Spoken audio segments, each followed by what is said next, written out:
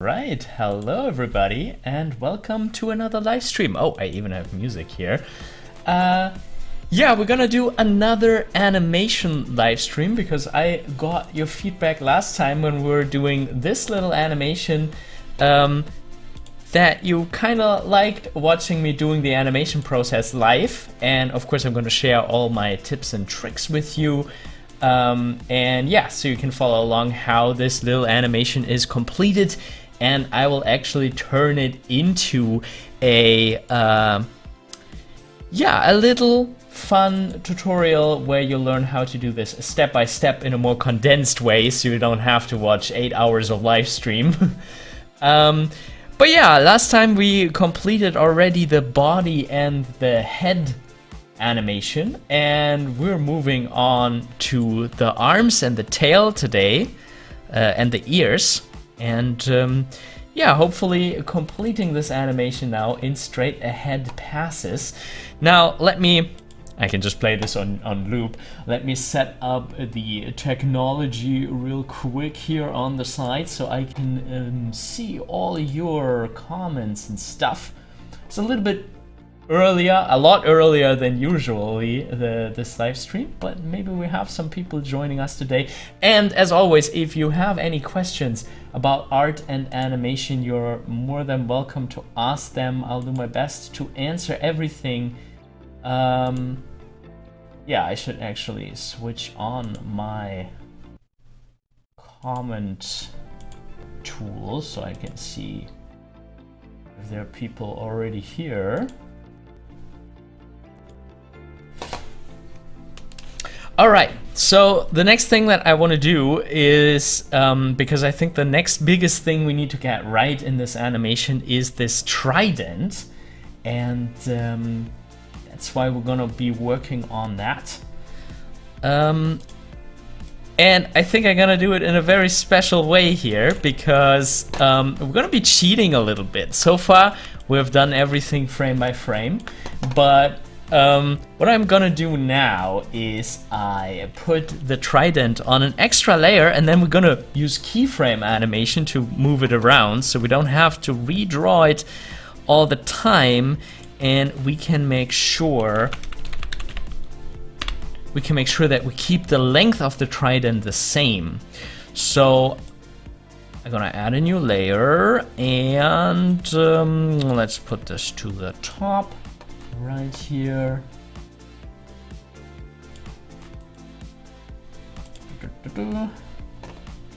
Hello, Mohammed. Nice to see you. And I'm gonna trace the trident here. We can make this a little bit easier by lowering the opacity on this other layer. And then I can go in, on the new layer,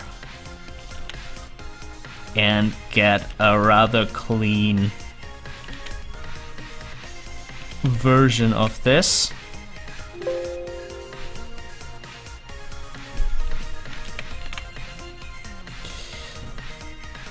And I try to be a little bit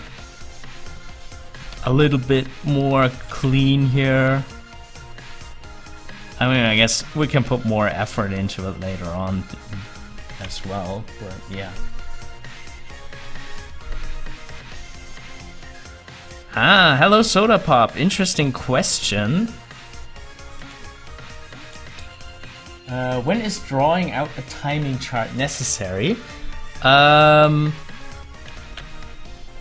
I think timing charts are a very good tool, especially when your motions get more complicated. Like if you have arms and legs moving at different, like arms, legs, and the body all moving at different speeds, coming to a stop at different speeds, then I would really recommend using a timing chart, or use like we're currently doing, a straight ahead pass progress like here, where we are not drawing timing charts, but we're always only focusing on the timing and spacing for one element at a time. So I think that's a way to get around timing charts if you really don't like drawing them. But if you do like a very organized post-to-post workflow, I think drawing timing charts is a part of that. Okay, maybe we can even do some timing charts in this animation. Although I think the timing that we have done so far is pretty clear. I don't really think we need to map it out.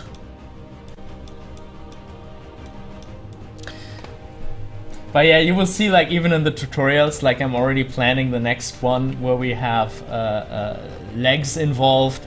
Then it does make sense to plan everything a little more clearly. Or, you know, an X sheet can also help a lot, even if you just do like only notes for certain frames on the side. I think everybody has their own style there, but I would definitely recommend trying to work with them. And trying to work with the benefits of them, that you can have very complex stuff starting and stopping at different times and all these things. Yeah, where is the window again? Hi, Scott. Oh, hello from Greece. Hello from Germany and India. Nice.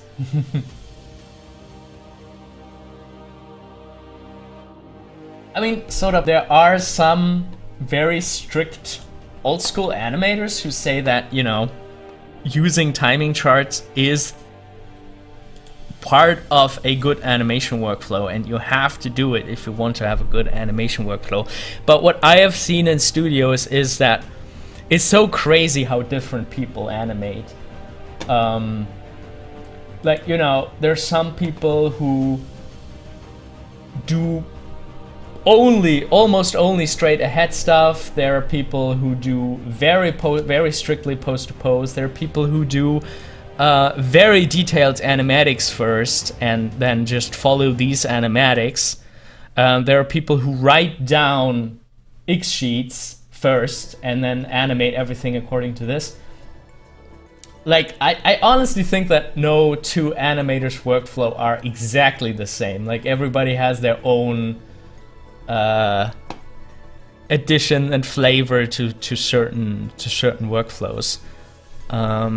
And ultimately, it's also about what helps you most, you know? I find timing charts very helpful, especially for very complex animation. But maybe just writing down notes is already enough for you. But I would really recommend trying different methods and seeing what works. And also, you know, trying them beyond, oh, I just tried it once. But, like, you know, really give it a chance and really do it a couple of times and then decide if this is a workflow for you. And I also, as I said, you know, I change my workflow depending on the animation. Yeah, and sometimes depending on the time frame that you have to complete an animation. Let's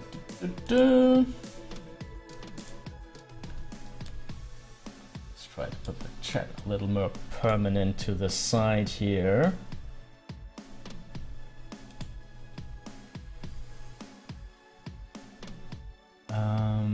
Really good questions.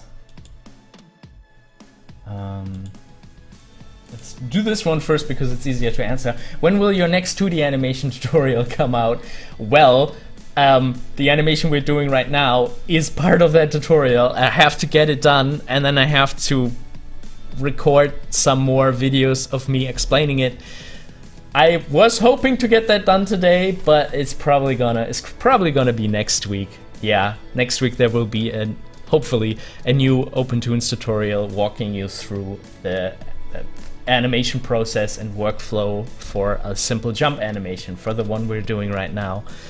Yeah, I always underestimated how long it takes to make these example animations. Like, I was aiming for 2 tutorials per month, but I already realized, like, that's already a pretty tough call. But I'll do my best, and I hope there will be one soon. Next week. See that the mic is peaking a little bit. Let me see if I can do something about this. All right. Okay. Put it a little quieter, maybe peaks less. Ibrahim asks, what is the first step in learning animation? Is it learning the principles or learning anatomy first? There are a lot of different approaches to learning animation. There are a lot of different angles that you come from. But the ultimate answer, if you want to be a really good 2D animator, is you need to learn both. Personally, I'm not the biggest fan of just going down the list of the 12 principles of animation. It's great to know them, it's great to hear about them, it's great to see animations and tutorials about them, but they are not meant for strategic learning. They are just a list of random things, quote unquote, you need to be aware of to get good animation. They are great, but for learning I would approach it a little more in phases strategically, because if you just go along the 12 principles of animation, you might overwhelm yourself and you might not really understand why the rules are the way that they are. So my recommendation is to start with physics first, do exercises like the bouncing ball, like just a simple weight shift or characters taking a step, and walk cycles could be more advanced, go into body mechanics, make jumps, leaps, swings, stuff like that on the more complex end of this chapter. So physics becomes something that you do automatically, that you know about how the rules and the timing and the spacing are for things that accelerate, decelerate, bounce, are deflected, and things like that. And then you can gradually move into more complex things, like trying to make your poses look better just from a visual point of view. And of course, acting is also a big thing that you should work your way towards when you learn animation. And aside from that, maybe at the same time, you should improve your drawing skills, and doing an anatomy class can be a very important big part of that. So I hope that answers it. I talk about this a little bit at the beginning of the 2D animation class as well. So if you haven't seen that on YouTube yet, we have a 2D animation class on animatorisland.com/2D. It's a YouTube playlist here on YouTube. And yeah, in the beginning I also talk about the approach, what to learn first, second, and third. And maybe that helps.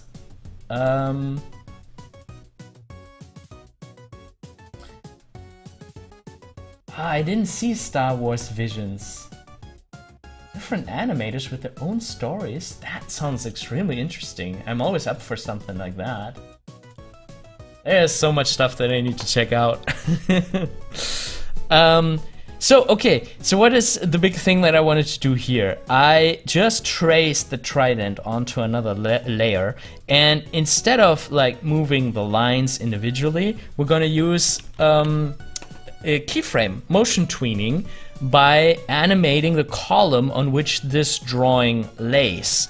And you can do that in Opentoonz with the... Let me actually show you the interface. You can do this with the Animate tool. First, let's set the rotation point, the center point. I think I'm gonna put it down here because later I want him to put the Trident to the ground, and then I want it to pivot around here. Another very valid point would also to put it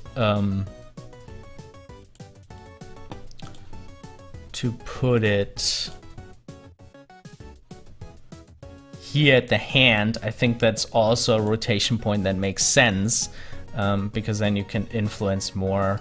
Maybe let's do that. Maybe that's better. then we can influence more how it returns in his wrist. I think that's a good thing. Yeah, so let's set our first keyframe here. Set key, and this keys all the parameters. Rotation, translation, scale as well.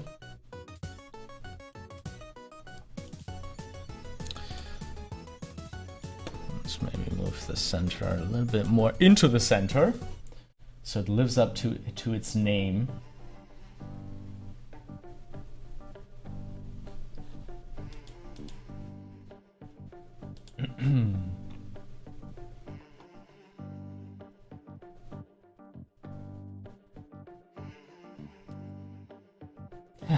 Opentoonz is easy to use compared to all my other software. It's like it was made by animators.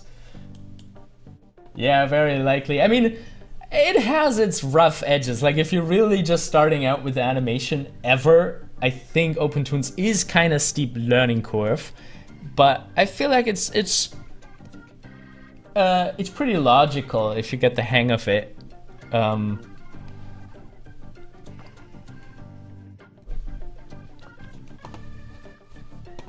I mean, it does have a bunch of buttons all over the interface where I'm not that sure what they actually mean.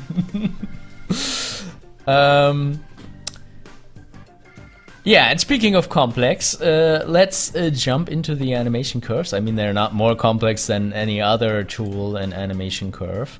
So in the function editor, there are a couple of things that we want to have a look at, or that I want to show to you. Here in the function editor, first we need to make sure that we see the correct column, which is column 3.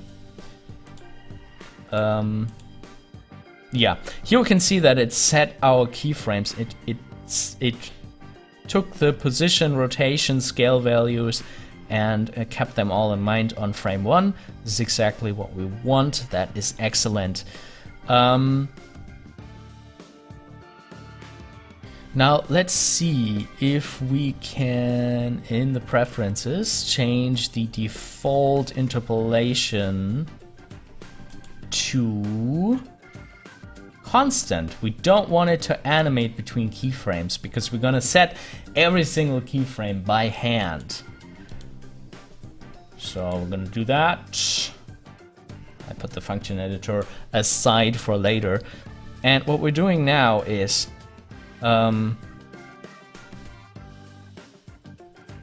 gonna think for every single frame by frame, like a stop motion thing, how it's gonna move forward.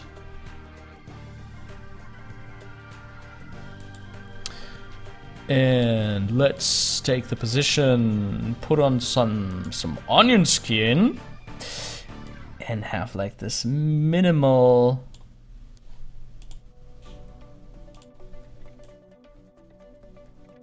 ease frame. And instead of drawing, we just have the computer position that layer for us.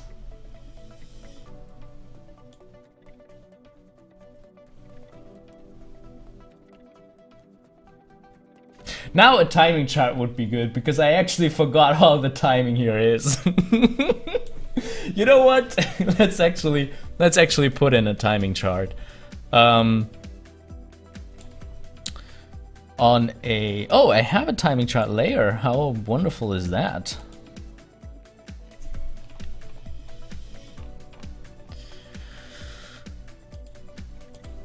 All right, so...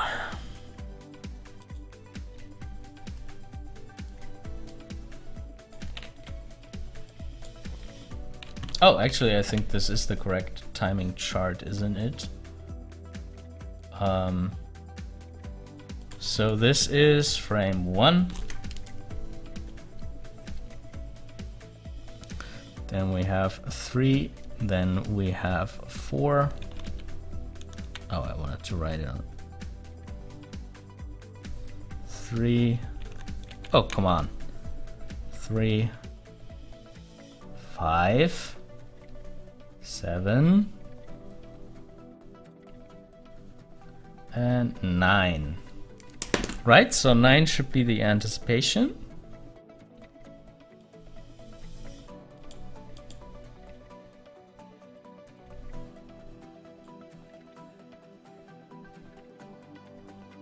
What frame is this? 9. Frame 9, okay.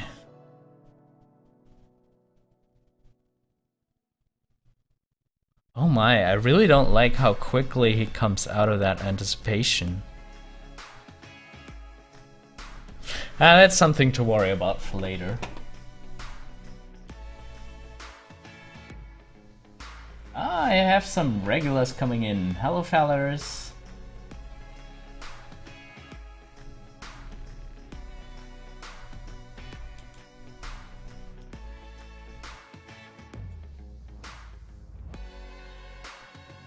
Okay. CSP animation is so secretive, and Kakani is like learning Illustrator. Whip Studio Paint is secretive? In what way?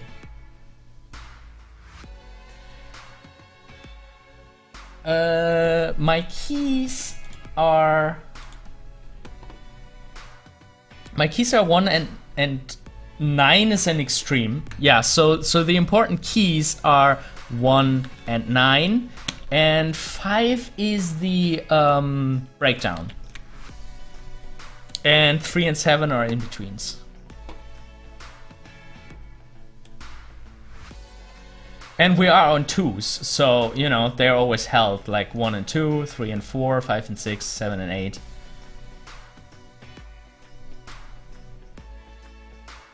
And this makes it a lot easier to animate our Trident, because now I can go to frame 3, I can look at my timing chart and I see, frame 3 is an ease in. So I need to animate it just the way that I already have. You know what, let's get rid of all of what I previously did. So I go to frame 3. Look at my timing chart and I see it's an ease out frame, so I'm gonna do an ease out. I'm gonna do a slight rotation, I'm gonna do a slight position like this. What we could also do is we could go into frame 9 already, and there at frame 9, because it's the extreme key that we need to hit, we could already go in and position it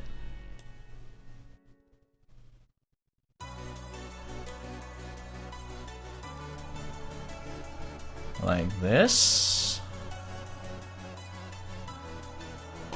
All right, and if I know use onion skin, I can make it so that I can see my goal. I can use this blue thing to, oh, can't see that. I can use this blue thing to hold the onion skin here. And if I go now to frame 5, I now know that this is the breakdown, and knowing where my animation started and where my animation is gonna end, I know that I have to position the breakdown in the middle.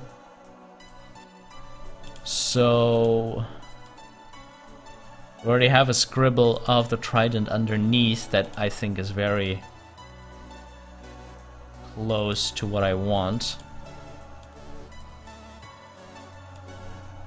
And now we can kind of see what we mapped out in the timing chart. You know, you can see the extreme is the first red one, then the key, the 1 is the first red one, then there's the 3 is the ease in. We are right now on 5, which is in the middle. 9 is already there, and what we're missing now is 7 and ease into the extreme. So we're gonna go there in the timeline and do that.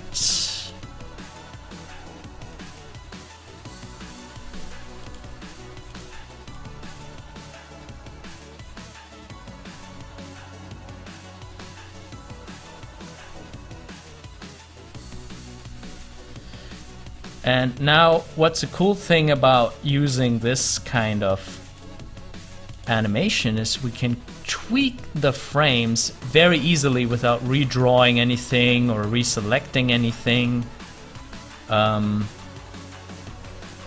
For example, I could go into the breakdown and say like, hey, no, I really want this to dip down here.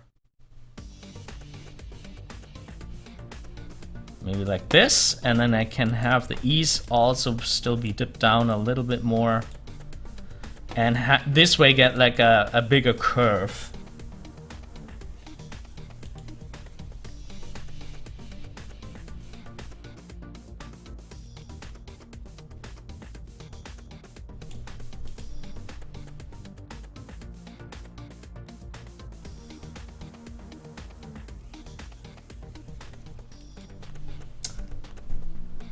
Clip Studio Paint requires a lot of keyboard setting. Also, some take actions in keyboard settings, but once you do the retouch feature,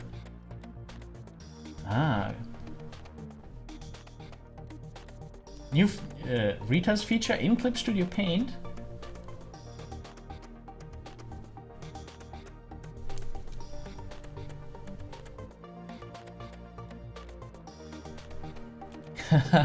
Thank you, Fallers. Love your animation tutorial series. Thank you.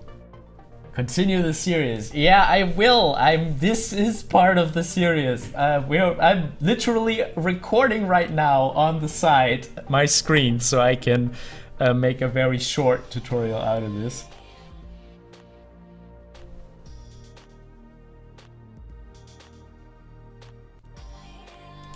Soda Pop, Tonari Animation did a video on the secrets of Clip Studio Paint animation on YouTube. It's great, but it leaves out some things, mainly basics. Okay. Interesting, I'll keep that in mind. Okay, so now we have that animation completed here. And let's go into the breakdown and delete the Trident here, because we redrew it.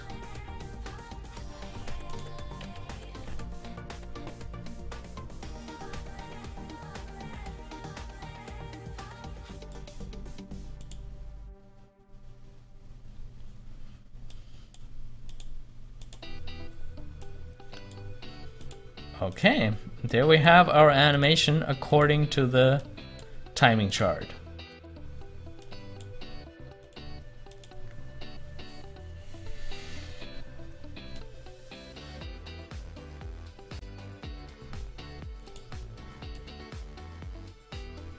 And it's always a good idea to flip through it without the onion skin.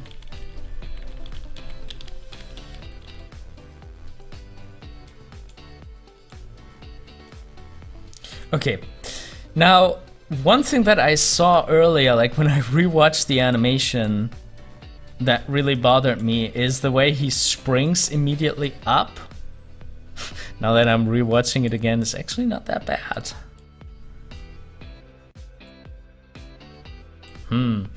But I think the jump up is a little bit too quick. So what I'm gonna do is I actually change our timing. I'm gonna put in some space here, go down, and make a very classic in between.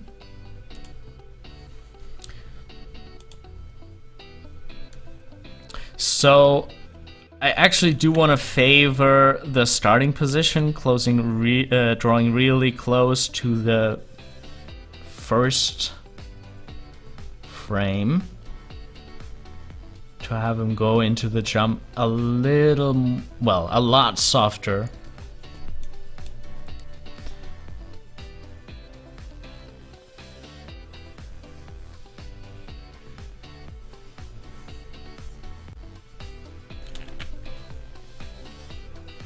So, like that maybe, and now we have a frame that... Yeah, that keeps him a little bit longer on the ground. I think that's good before taking off.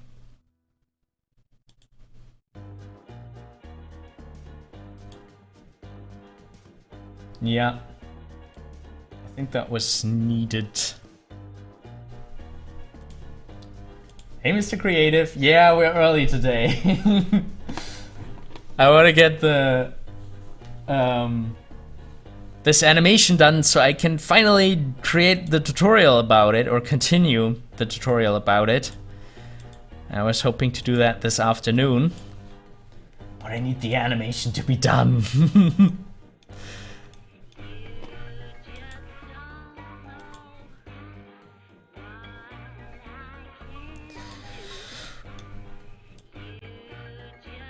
Alright, I think we can continue our pass of the Trident.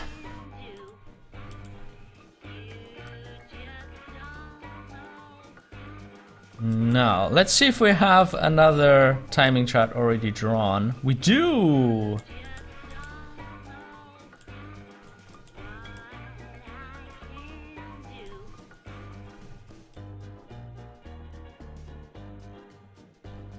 So, this is the ease in, this is the beginning of the ease out.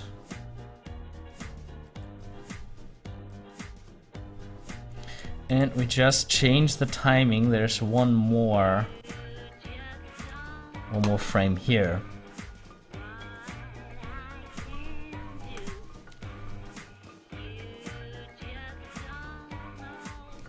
Oh, I don't think this timing is correct. Let's make a new chart.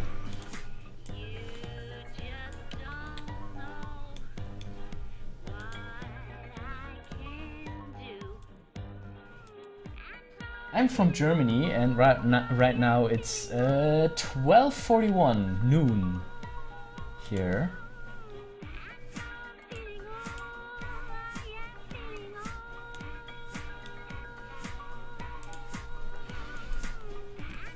All right, beginning, and we begin at frame 11, and at the peak of it we hit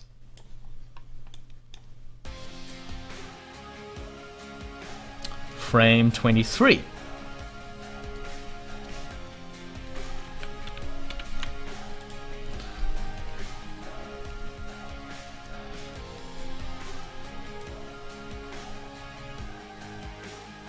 The breakdown is 15, frame 15.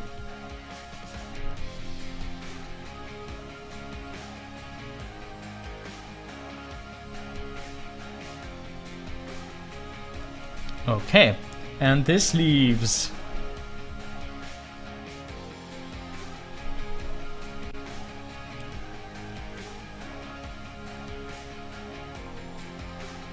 oh, never mind.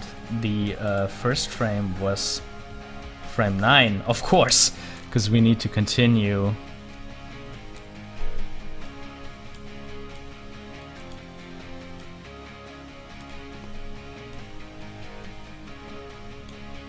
Continue where we ended, the anticipation, of course.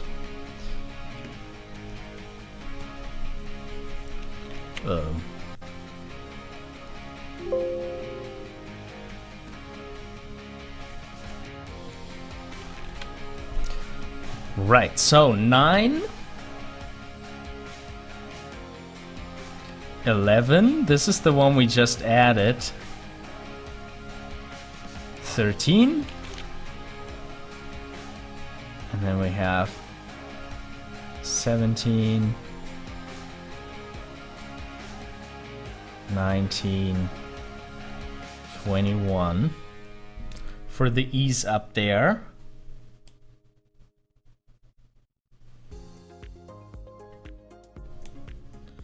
And that's our complete timing chart.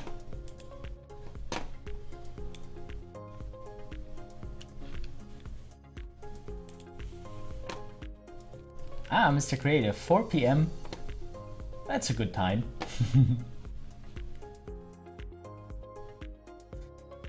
It's very rare that actually also the minutes change in a time zone. I usually only know it for, like, you know, the hour changing.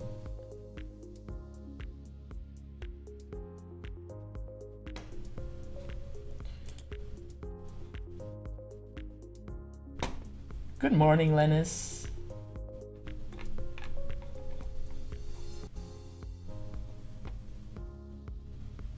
6:44 a.m. for you. Yeah, that really is morning. That is early morning. Are you an early bird?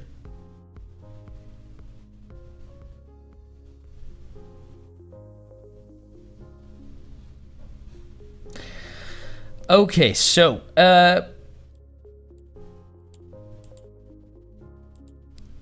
now we're gonna continue this and use our layer that we created for the Trident.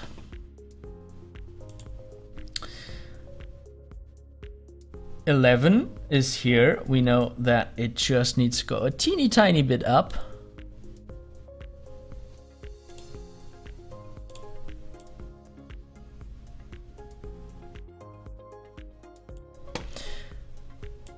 $13.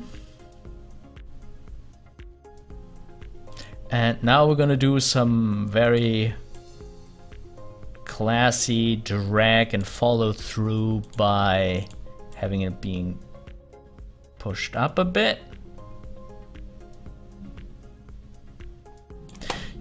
Let's try something interesting. Maybe that's gonna be too much, but this is frame 9. And on the ease here, let's have it rotate down so it actually, on this end, it goes up, on this end, it goes down.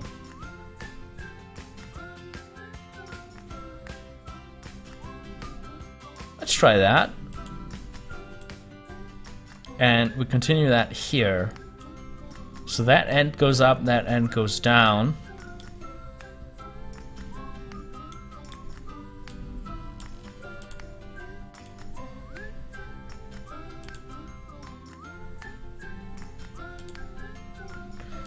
Maybe it makes the motion too complicated, but we'll see. Now we are on 15. 15 we already did.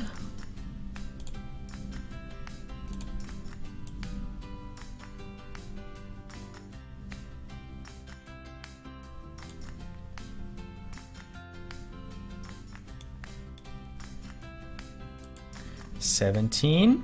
Now 17 is interesting because, as you can see, the spacings are getting smaller. This is a big spacing, this is a small spacing. And as the spacing is getting smaller, it also means that the drag will decrease. And that will cause the Trident to dip up again. But because we are here in animation, I'm gonna... I want to stress this dip down of the Trident, so I'm gonna keep it like that for one more frame, and only on the next frame, on 19, I'm gonna start dipping it up.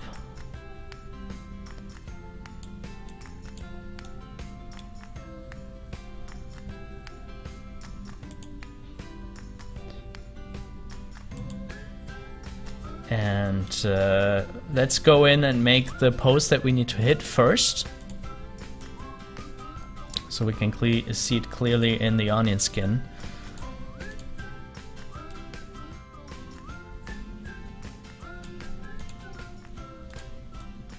Putting it here.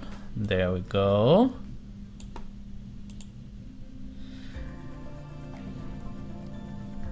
And now we need to close that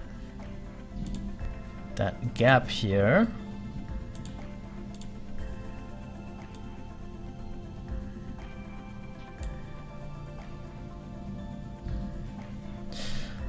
All right, it flips a little bit harsh into that position. We're gonna offset that animation, I think. Yeah. So as we were planning the post-to-post stuff, we thought that this would be the frame that we gonna hit. But now I know that, you know, this Trident is a little bit heavier, it's being dragged behind, it's lagging a little bit. So what I'm gonna do is, in fact, we're gonna offset these. Instead of having the Trident already reach that end position here, let's just make it be like a quarter on the way. still.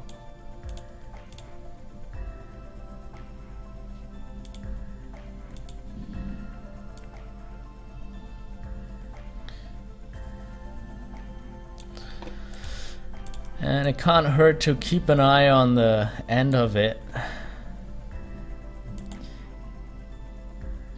And only have it reach... You know what, we should have copied that keyframe. We should have copied that keyframe. What we're gonna do is... we copy that keyframe of the end position. And we're gonna paste it. Let's try 2 frames later. See how that looks. And now let's fill the rest with in-betweens. Like we know that right before it hits that pose, there should be an ease. Like this maybe. Which leaves this middle position to go... Ah, my estimate was very good. A quarter of the way.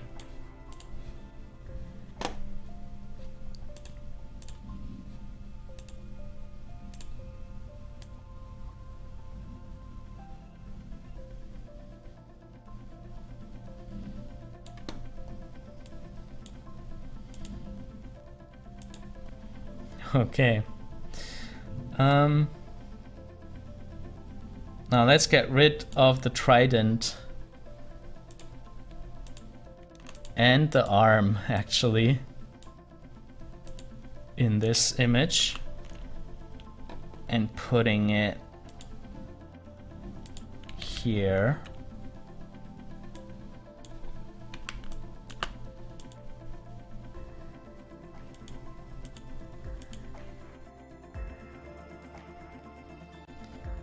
And that gives us this really heavy leg behind.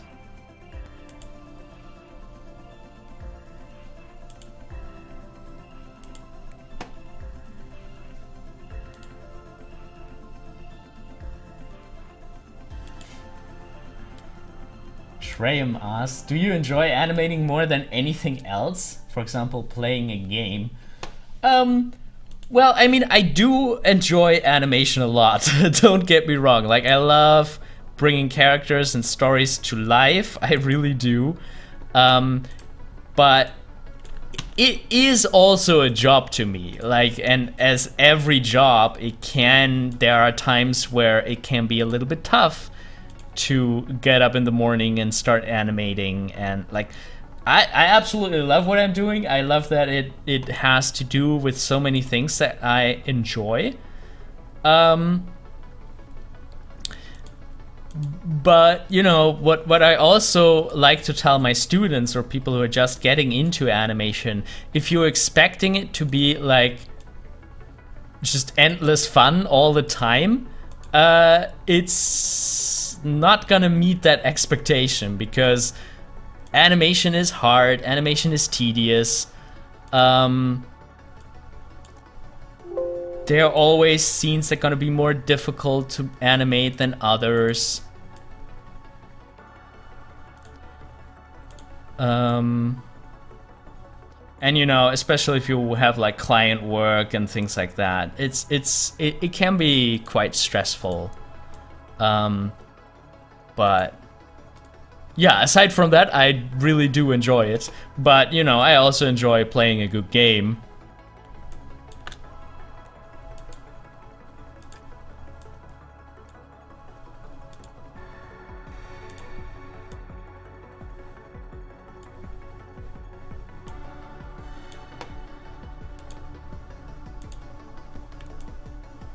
Let's see how that looks. I can't make up my mind if I like it to feel that heavy, to have that much of a leg. But then again, you know, his tail and his ears, they're gonna be a lot quicker. I think it's gonna be good to have like an element that is a bit slower to follow.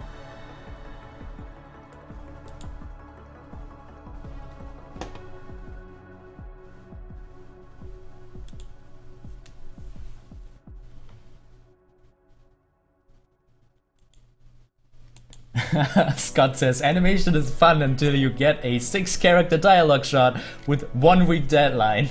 Yeah, that's what I mean, you know? At the end of the day, if you run into situations like that, it is work. And sometimes you think about like your superiors, or, you know, the studios giving you the jobs. You're like, are you serious? Like, how am I gonna do this on a good quality level? And then, you know, you have to work with what you're given.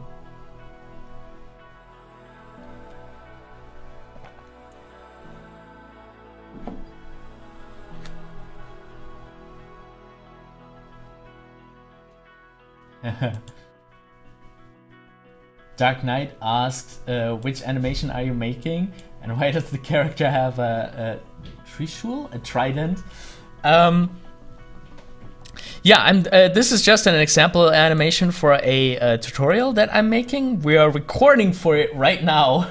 So I'm gonna turn this into a smaller, well, not a smaller, but a shorter tutorial for like a YouTube video. Hopefully releasing next week. And it's just an example animation, and I don't know, I was brainstorming bouncy monster characters, and somehow this little devil character emerged, and I gave him a trident because, I don't know, I wanted him to have some kind of a weapon, because in my mind he's like a guard or something. He's guarding a door. Yeah.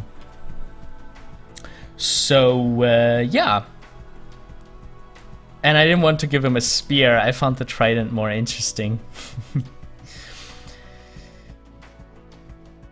Now let's think about the way down. Okay, the way down starts here at 23. Then I think we can use that same timing chart here.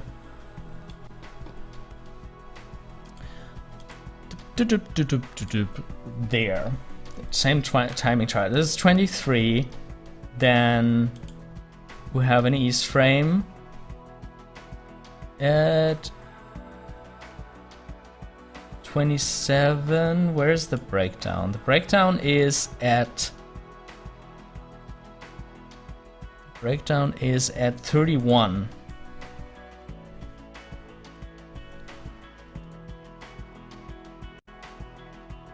So let's mark that. 31 is breakdown.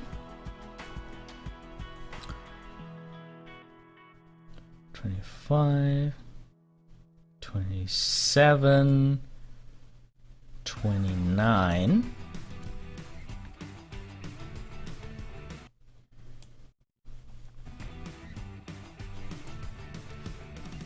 And then the last frame where he bumps into the ground is 35. Oh, no.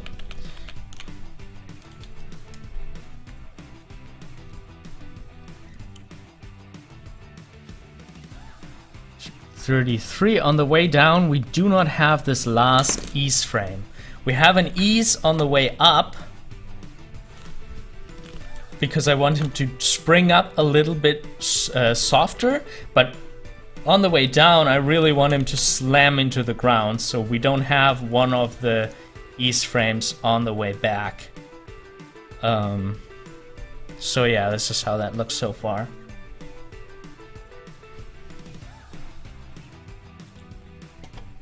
Oh, thank you, Dark Knight. Yeah, it's gonna be an Opentoonz tutorial, continuing the series. I'm kind of like, I don't know why I'm so slow. I really wanted to have this tutorial out weeks ago. Like, I planned this for the middle of August, but as soon as example animations are involved, it takes time to make animations. So yeah, I do continue the series. I just feel like as the subjects get more and more complex, you know, we're dipping into body mechanics and stuff like that, I think the rate at which I can publish YouTube videos is gonna be a lot slower, but I'll do my best. You know, before the problem was that I actually wasn't working on the tutorials so much as I should have, and now it is like I'm working on them, but I feel like, you know, And the thing is with the example animations, I often do them and I'm like, I realize how much for a professional project I cheat, quote unquote. I don't know, sometimes there are dirtier tricks or dirtier workflows to get you done quicker, but they always come with like a risk. You know, if you animate too straight aheady, you might be faster, but there might also be the risk that it doesn't work out that much in the end. Or, you know, if you animate very rushed and you don't plan that much, you might regret it later at the end when you have to do a lot of fixing. And I realized that I can't teach you guys that workflow. I have to teach you an ideal workflow,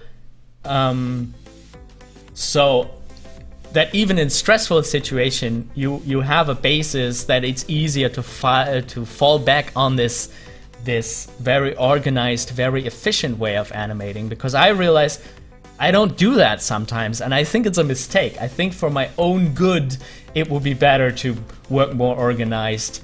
And I do love organization. I do like a structured workflow, but I think I need to stick to it even more.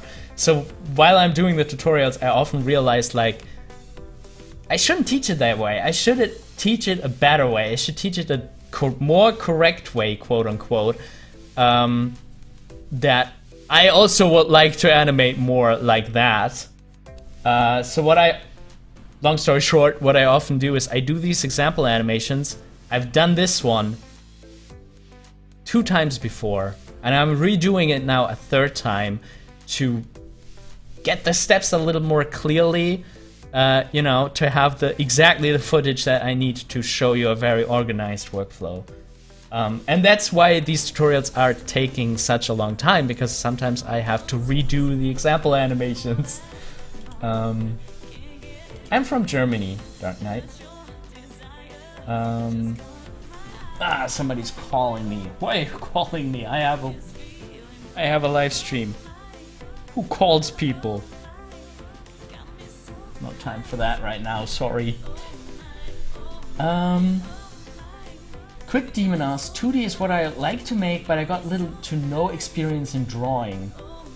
Well, you know, you can go into vector art. We talked about this a little bit last time. But yeah, practicing to draw is a really good investment if you want to do 2D animation. Okay, so for the way down, we have mapped it out here in the timing chart, so we know what's what. Although it is slightly offset, you know, for the Trident. Oh boy, now we're getting into the area where I said, like, you know, timing charts help you to keep track of multiple elements, because for the Trident, this frame 35 is actually, no, wait. What is this? 27. 27 is actually the top for the Trident. So we should mark it like that. 30. Alright, let's write it down. Trident. Oh my. Please, oh, the accuracy is pretty high. Not sure why it butchers up my font like that. Okay, so the Trident. What did we say? 27 is the key.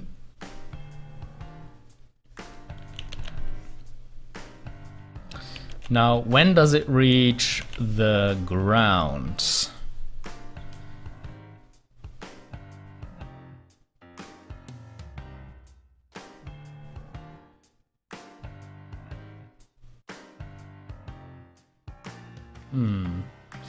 Let's try for 37.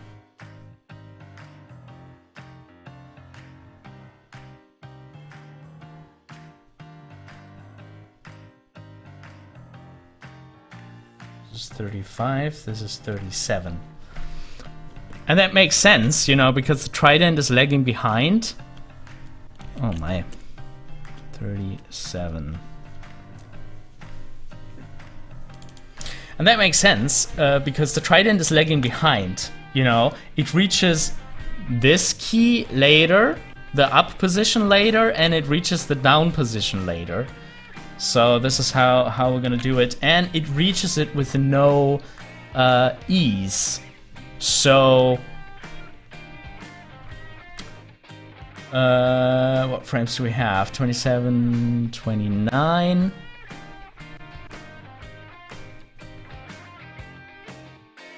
$31.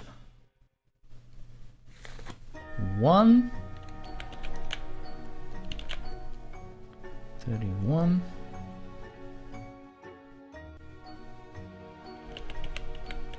Actually, let's have them even closer together. So 29 is almost there, still at the beginning. Then we have 31. Then we have 33. And 35 is the breakdown where it's on the way down. So, now that we have drawn this, we can just follow along here.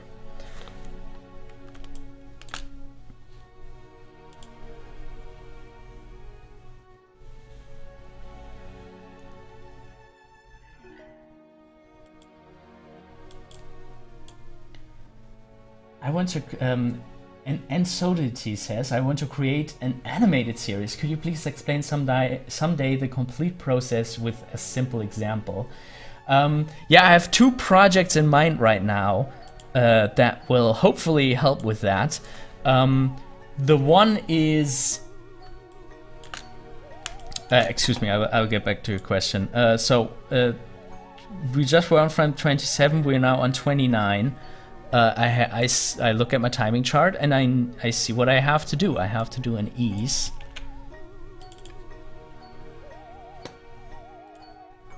Like this.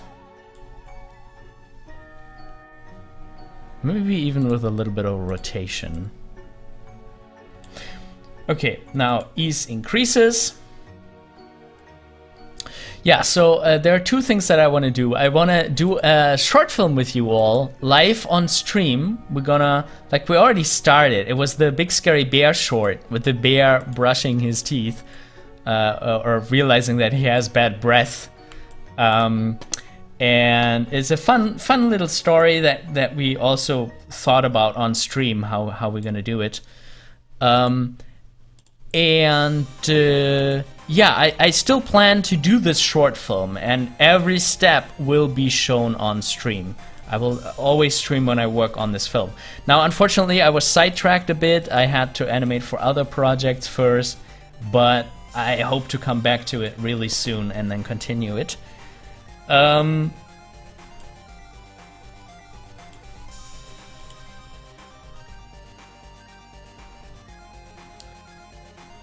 Now, 35 is our breakdown.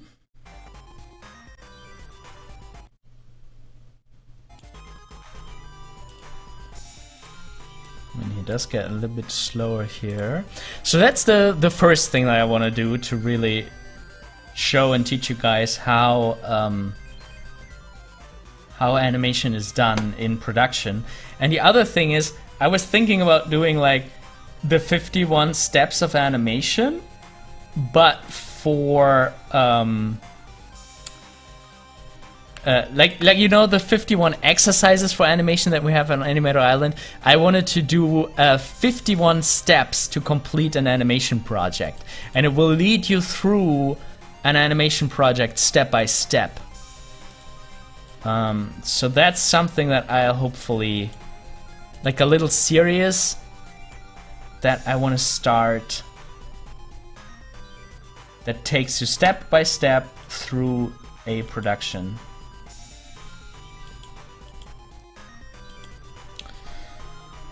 Okay, so I already wanted to reach the ground here. Because, you know, this is frame 37, this is where we need to reach the ground.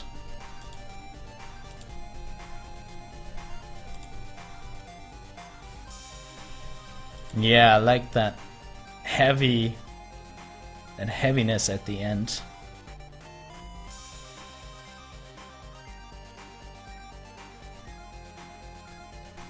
All right.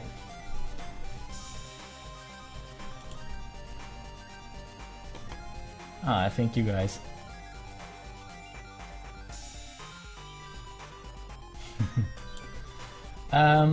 All right, I need a quick break. I'll be back in just a second, but first I have to tell you about my Patreon.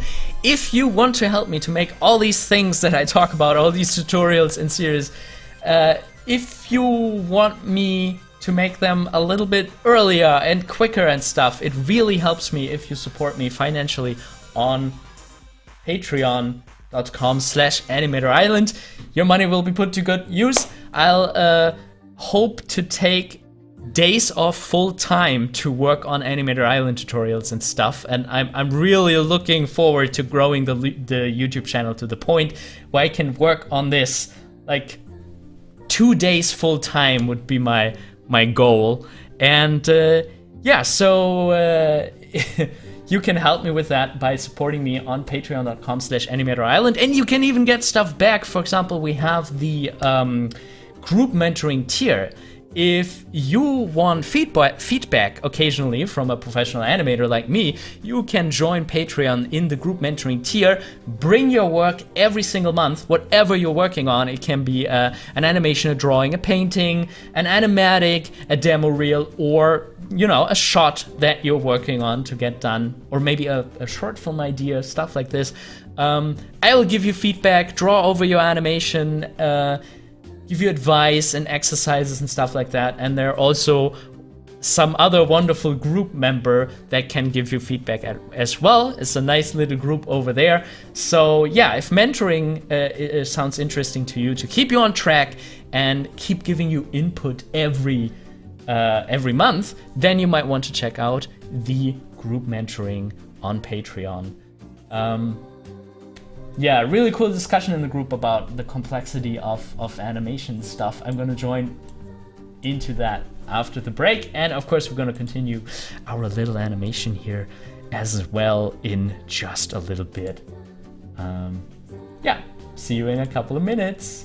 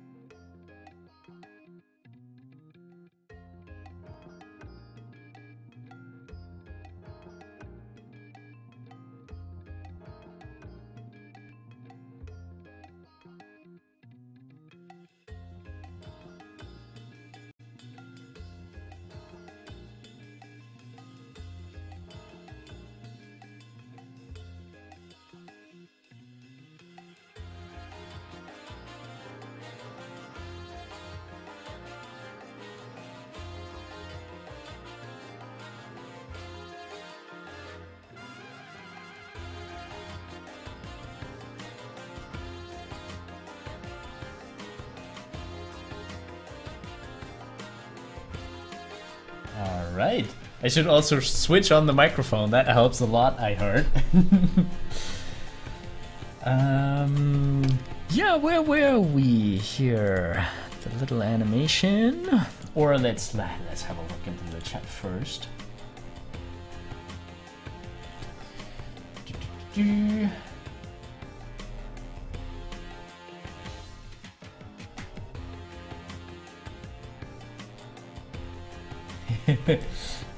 Where Demon says there's no simplicity to animating. I think it just seems really complicated to be explained simply.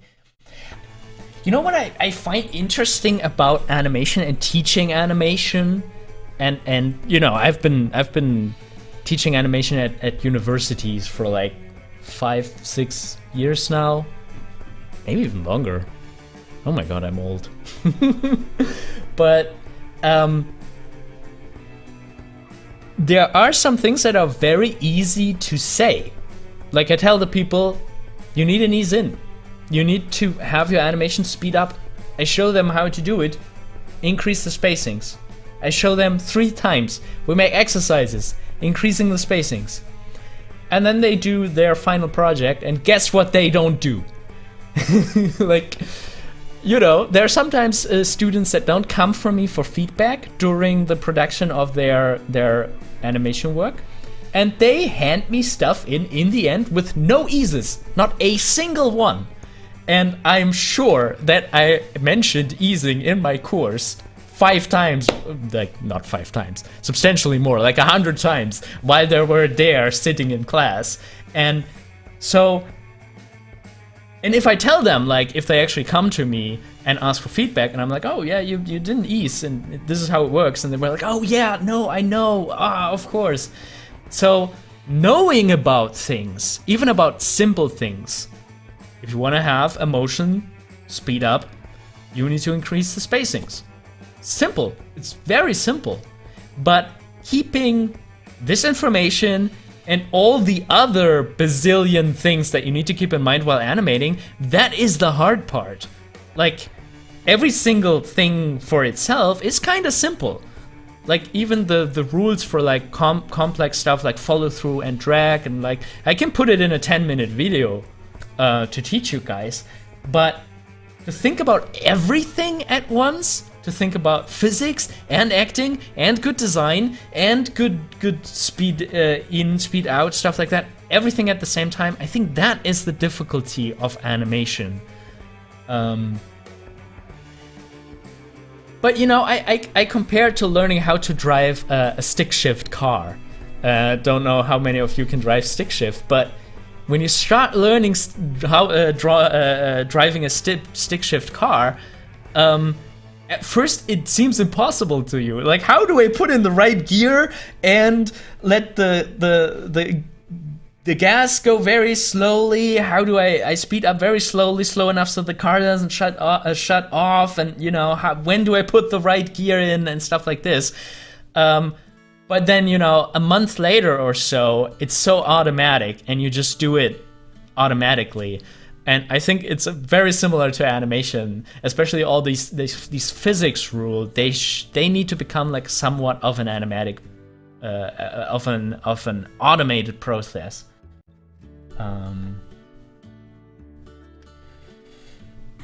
So, how long have you been doing animation? Let's think about this. I finished my studies in 2015. That's when I got my diploma at the Film Academy Baden-Württemberg. But you know, I've already animated before. Like in 2009, I started studying there, and before that, I already did like fun projects, like just trying stuff out, my own horrible animations. So yeah, definitely 10 years. A little bit more than 10 years. Thank you, Cook Demon.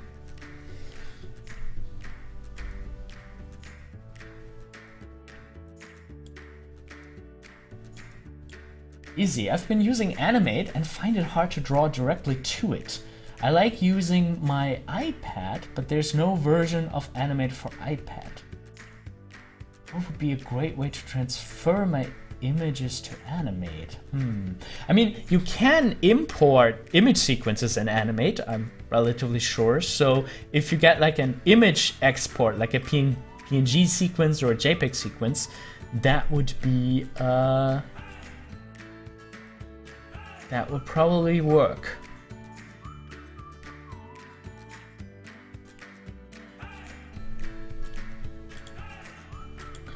I went to the Film Academy Baden-Württemberg.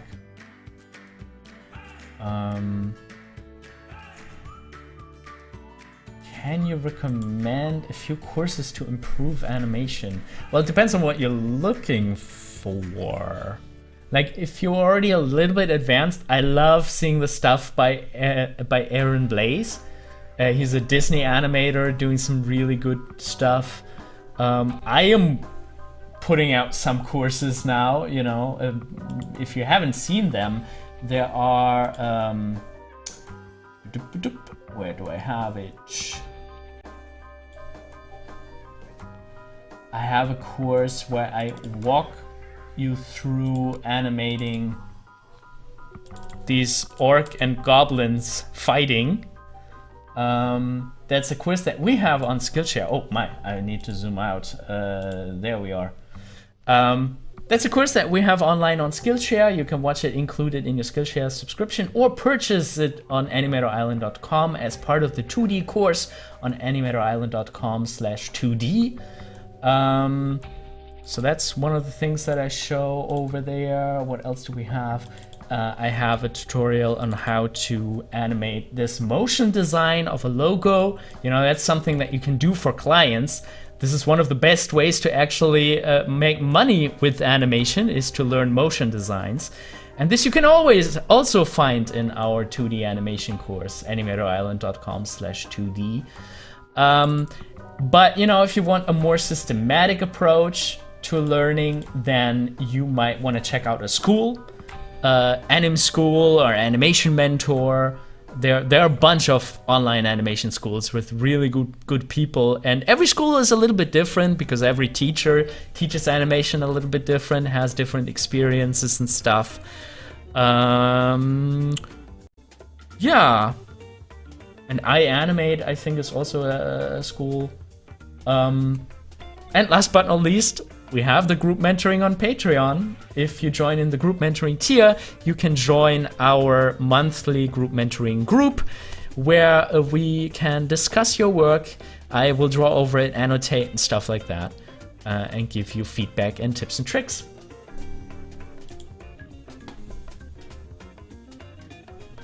There's I also already answered a question without having seen it. Do you offer feedback for animations? Yeah, my favorite way right now to offer feedback to you guys is the Patreon online group mentoring. And yeah, it's also kind of affordable, I think, compared to other mentorings. Like, I'm not the only animator doing this. There are a lot of great animators offering mentoring and feedback sessions and stuff like that. So I really recommend that, you know, whether it is with me or another professional. It's just so nice to, you know, learn from somebody else's experience.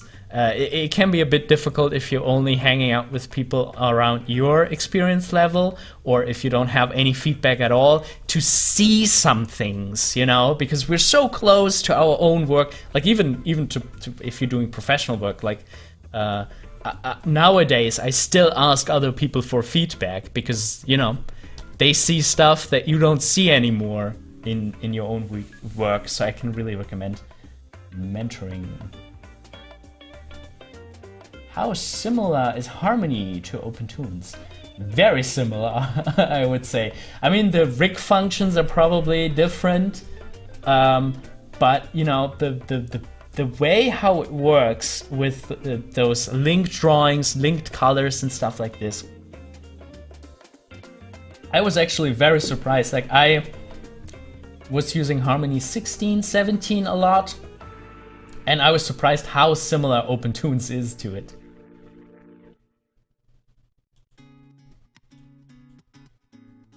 Zamia says, I've been working as a graphic designer from the last 4 years and I want to expand my skills into motion graphics. That's a very logical step. I can really recommend that. You know, it's good to have another source of income, another way to find clients, or, you know, to the clients that you are doing an illustration work, you can also sell them like, hey, wouldn't it be nice if that moved like on your social media and on your website and stuff like that? It's a really good additional service to sell.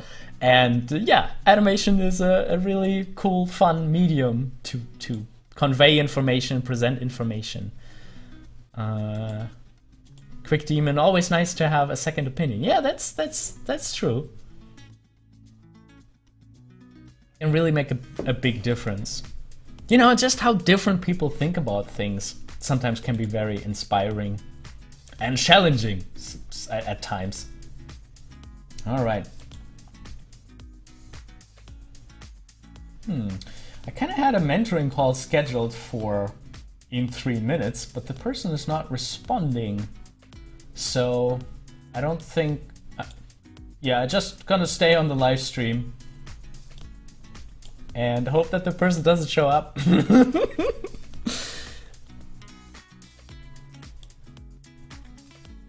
That's something that I really don't get. You know, sometimes I schedule mentoring calls with people and they wouldn't show up, and not even say that they wouldn't make it.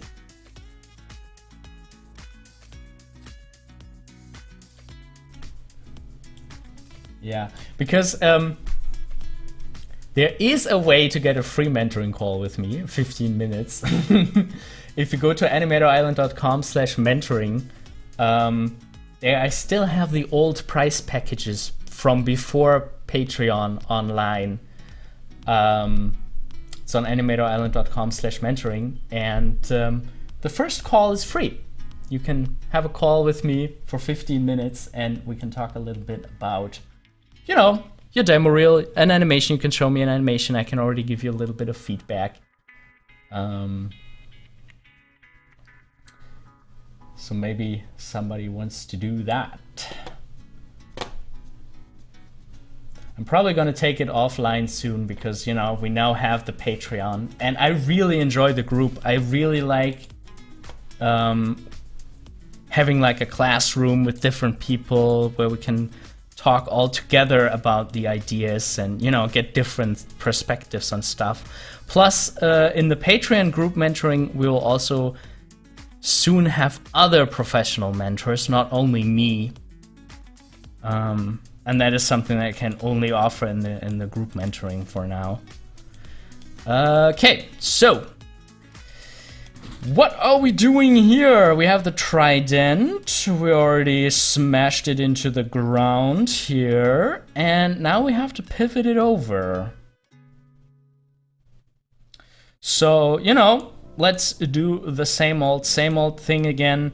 Go in, do the last frame so we know what frame we like to hit. I do realize that we're kind of leaving the straight ahead animation thing by doing this. You know, we're turning it again more into like a post to post in betweening thing.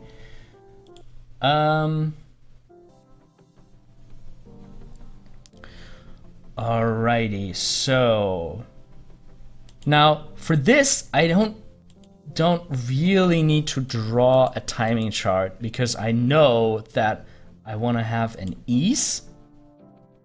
And we only have 2 frames here. We have this frame here and this frame here to get the Trident from here to there. You know what we could do to get a breakdown in the middle? We could offset the Trident once again and have it reach this final position 1 frame later. So we're taking this, drawing it, pulling it over, and now it's 1 set of 2s later. And now we have that very classic timing chart that we can use. Starting, where does it start? Here. We can flip the Trident over with this timing chart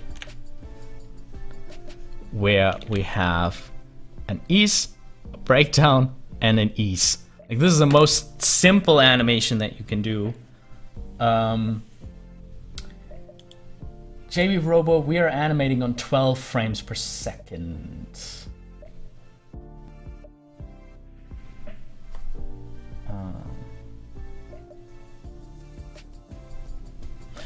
So,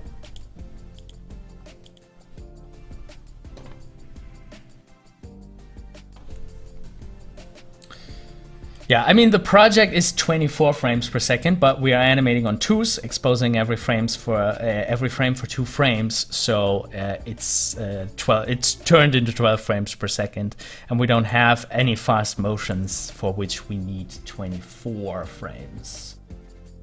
Yeah. So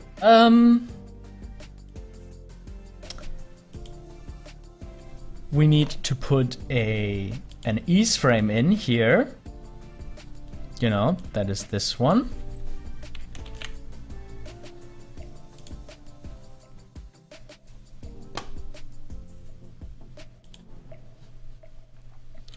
An ease frame. Rotation.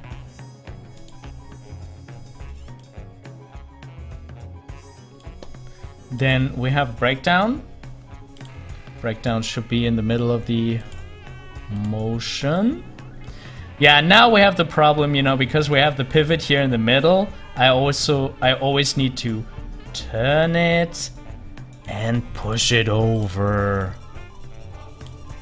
This is not right, so I need to turn it and push it over again. Yeah, so this is the breakdown. And last but not least, we have an ease frame. And this one we can actually take from the end. We copy that last frame over to one earlier and just build our ease by rotating a little bit out of it.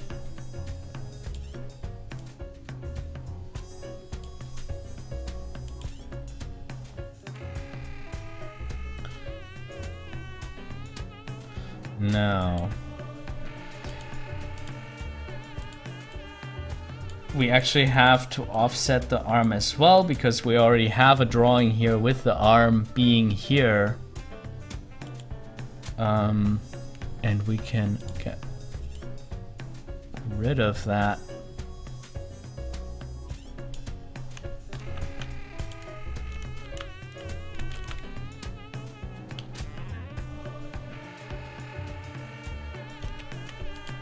Actually, copy that whole thing over. There we go. And deleting the arm from this frame.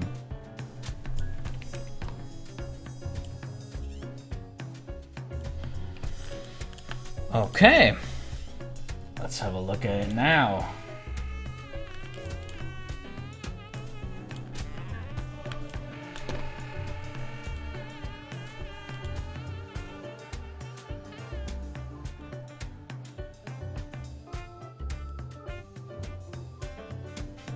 I don't like the slowdown. The Trident is slowing down right before it's smashing into the ground. I don't think maybe I'll leave it like that. I don't know. It's very readable this way.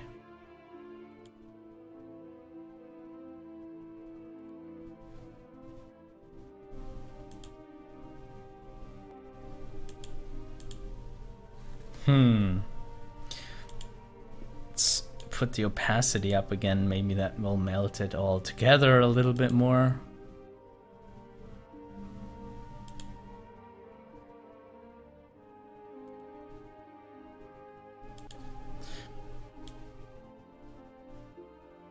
Alright, we have a Trident drawing that we need to get rid of here. Maybe that's what I'm seeing. Oh, we can't leave the Trident there. It's overlapping with the tail. There was a reason why I didn't do it like that. Okay, but you know, with a little bit of rotation, we can rectify this.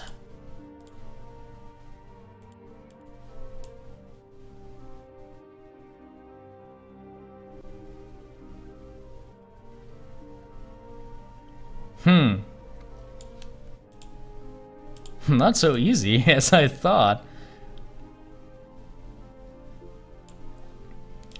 Ah, come on, tail.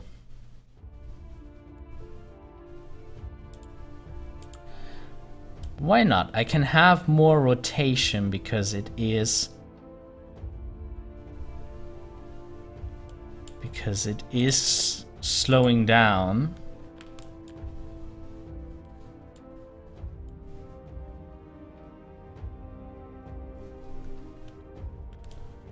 Doesn't look too bad.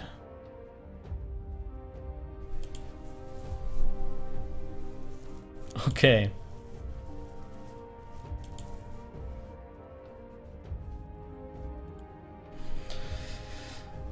All right.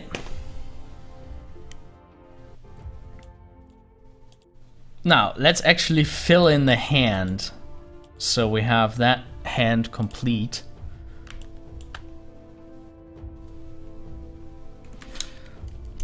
And now we can really rely on the work that we have done so far. And, you know, good preparation makes you be able to have not to put in that much mental energy while you're doing the repetitive task, because what we're doing now is basically just painting by numbers, filling in some body parts for certain frames. And we know that it is an ease, we already know where everything goes, so it's just making it a lot easier.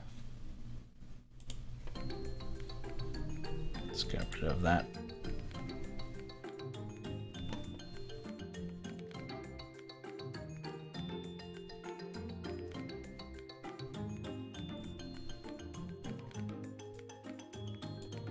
Thank you, hey, hiya one. I want to say thank you for your videos.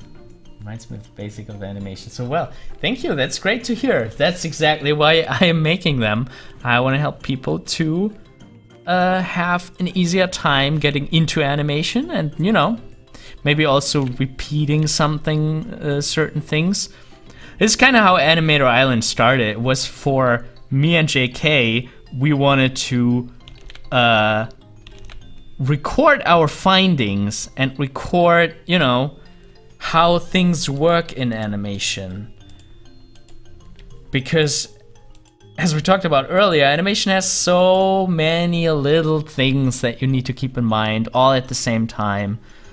So that's why we started making articles and videos to keep this stuff in our head, for us. Let's actually have the arm being already dragged up with this huge squash. I love that. I love some good squash and stretch. This one we're already done.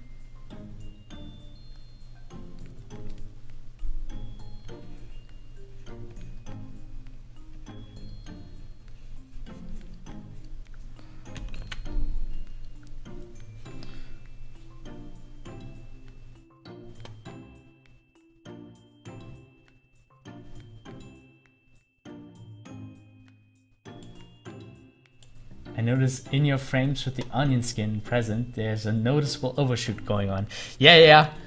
This is where the planning from last time kind of kicks back in again. We planned those extremes, we scheduled these extremes, and, you know, because they're already there, they're now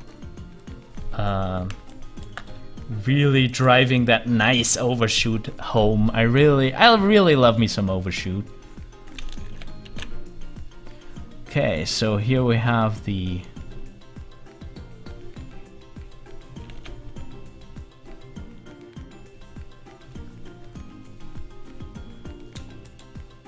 looks like the person is not showing up to my meetings, so we can stay on the stream, I guess. If people are not coming for their meeting, I don't have to interrupt this nice stream.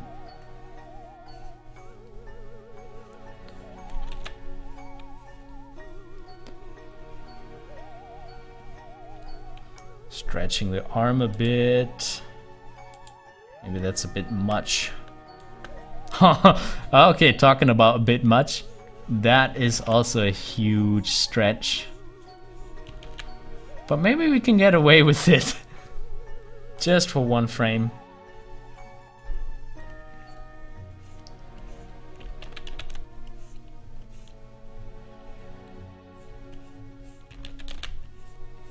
And here we are at the overshoot.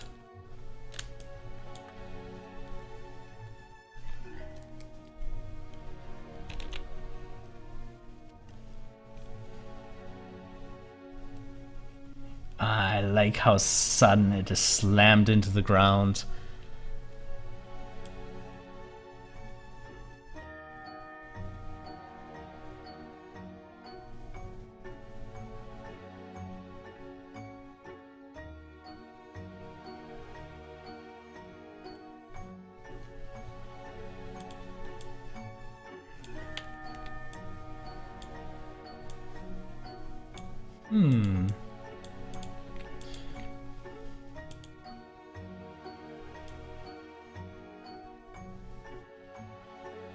Now we have some nice taking up speed again.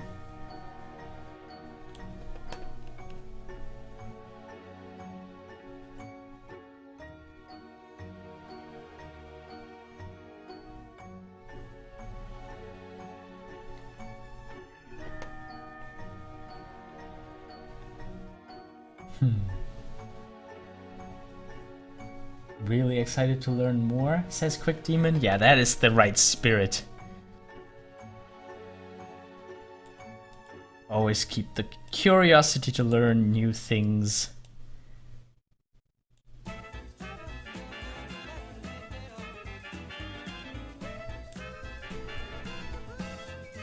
Oh, there are still some drawings without a...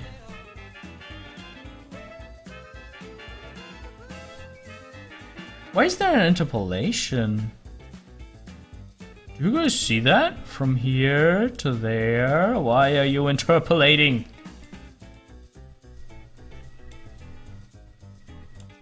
That is weird. Where's the... Ah, there. This should be exactly the same value. You're not doing a stepped frame. Why not? Constant. Apply.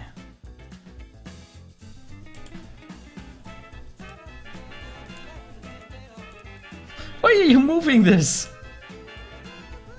Oh, linear? This is set to linear? Oh my. No, no, no, no, no. Constant. Don't want to have you interpolate.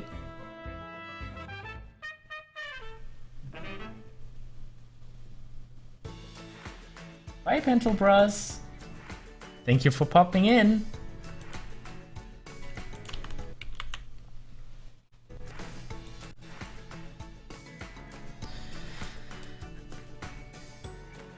Okay, so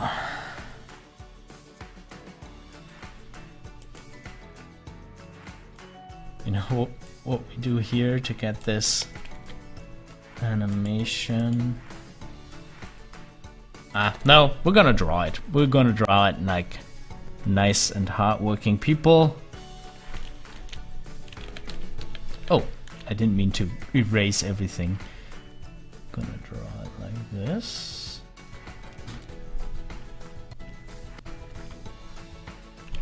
Wait. Here. I was drawing on the wrong point in the timeline, so it got rid of my drawing.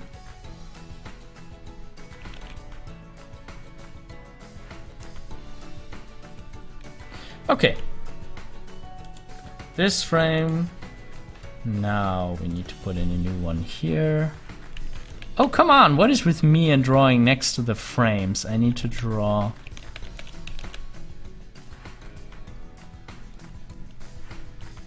on the moment.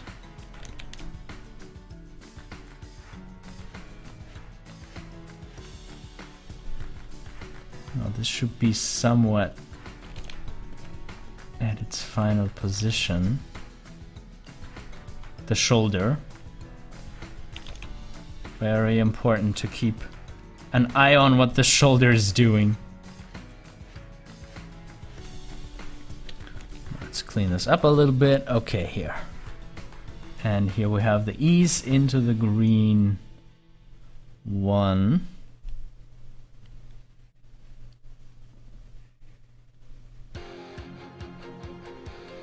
Okay. Shoulder's already in the position where it will end up in. And I think with that, we have completed the left arm.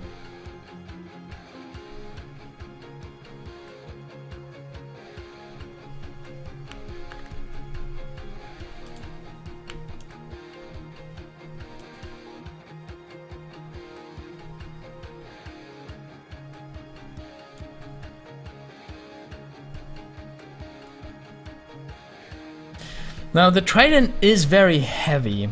There could also be something against set for like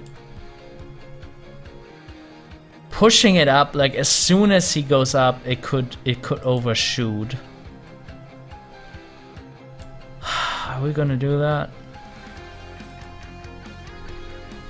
I think it's fine.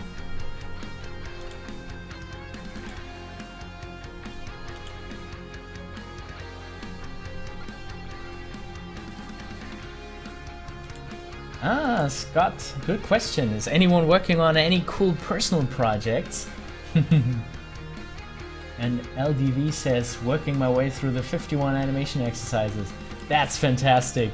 Good luck with that. Make sure to, if you post them on social media, to tag us so I can see the animation. And maybe leave a comment on it. Yeah, how far did you get so far, LDV?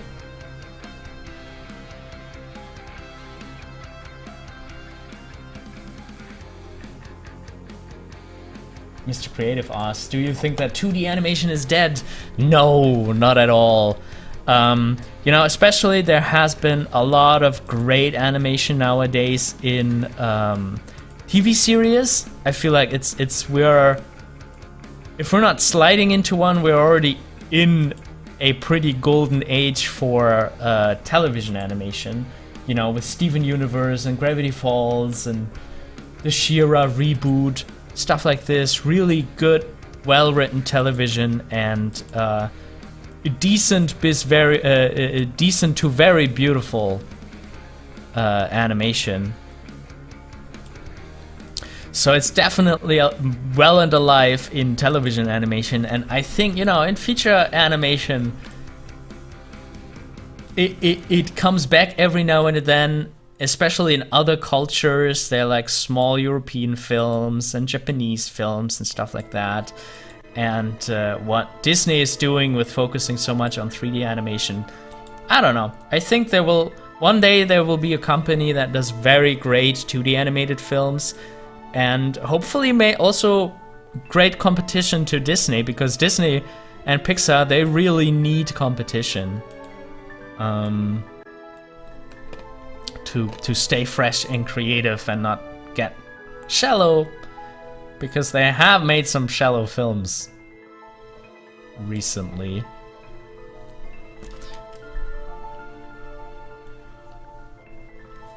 So yeah, I really don't think that 2D animation is dead, and it could actually be a great medium to challenge the established production companies.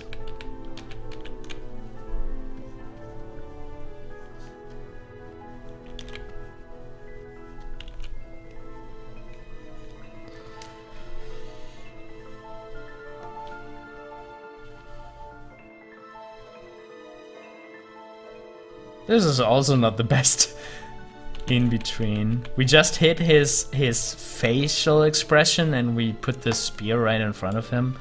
I don't think that's... No, we should change that.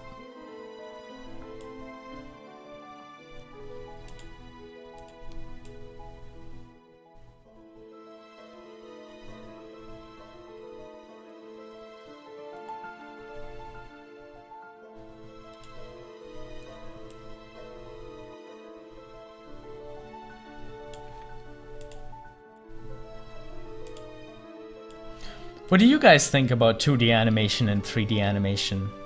Like, is Disney actually right that you are avoiding 2D animation, or are you starved for some new good 2D content?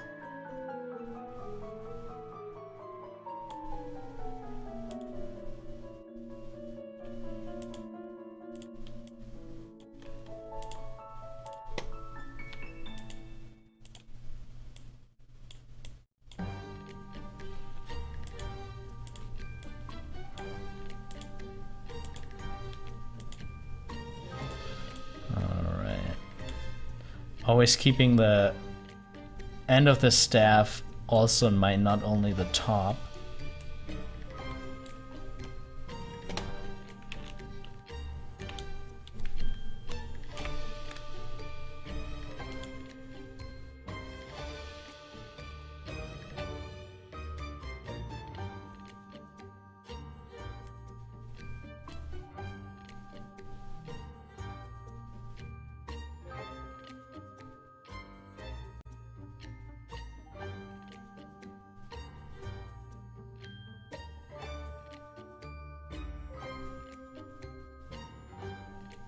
It's quite a big ease. I think it's okay.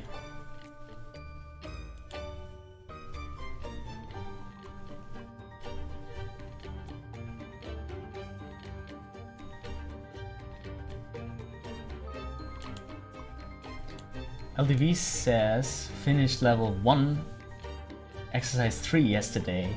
Brick falling off the shelf. Really good. That's a good exercise to start with.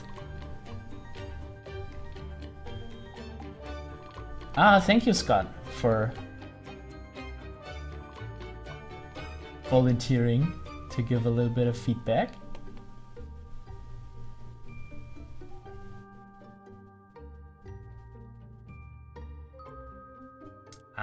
Good point from Izzy. Shows like Star, He-Man, and even What If are great examples of mixing the two formats.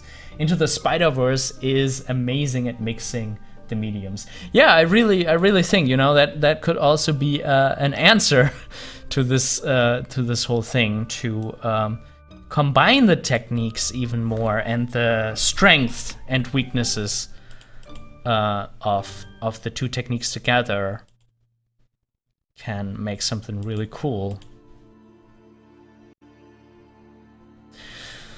Alrighty, so next up we're gonna do the other arm. Let's try to get a little bit more into like a straight ahead flow here. We have this frame where we are slowly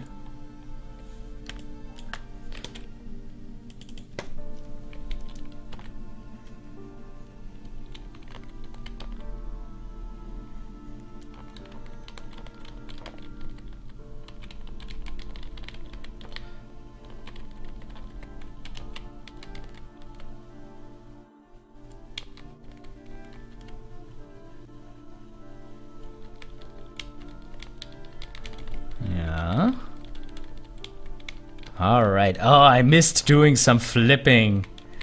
That's really nice.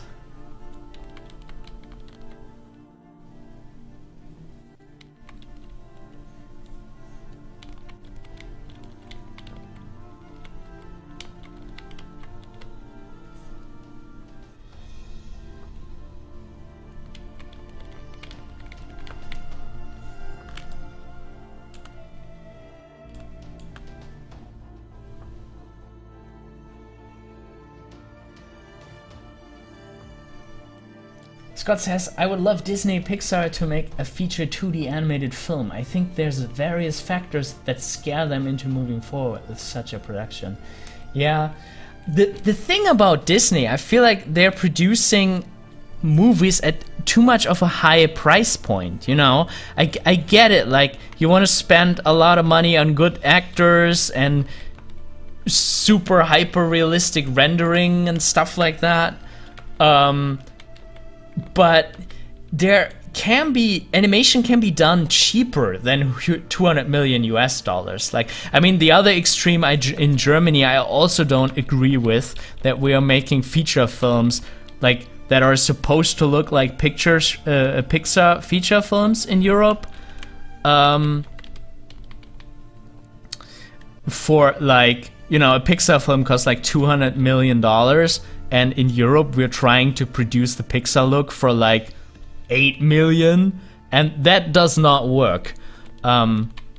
So I think both Europe and Disney Pixar, they should embrace making cheaper movies, like more stylized movies that allow you to produce cheaper but have like really good writing. I think that is where they can then shine.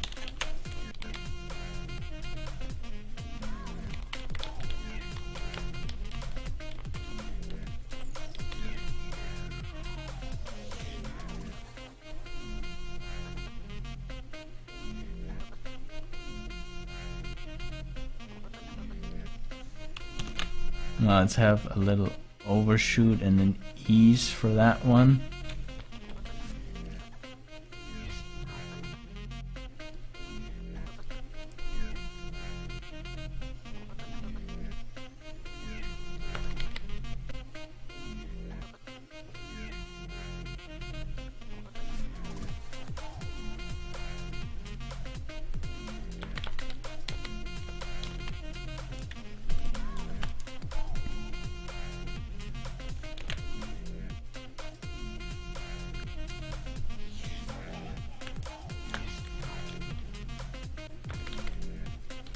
This should be later. This frame here of the hand. Let's nudge that one later and have it come down.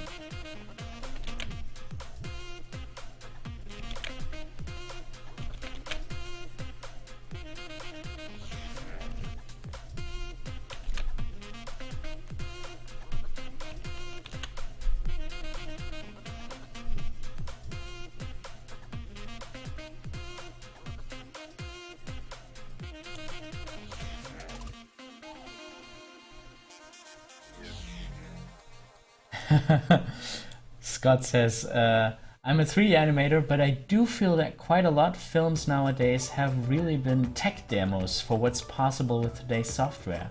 Yeah, and I mean, I get the challenge. I totally get it, to be like, hey, we can do realistic water, we can do realistic fur and stuff like that.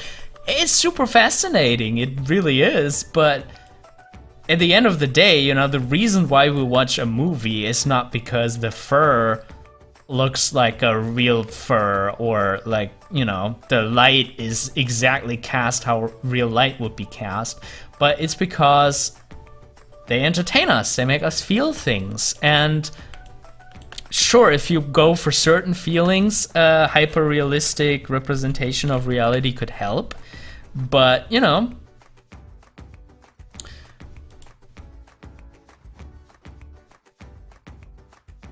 sometimes it's much better to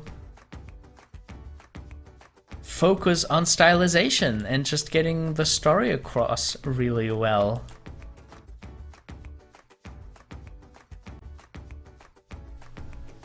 There's one moment, yeah, here, where you see too long that this hand is just being straight.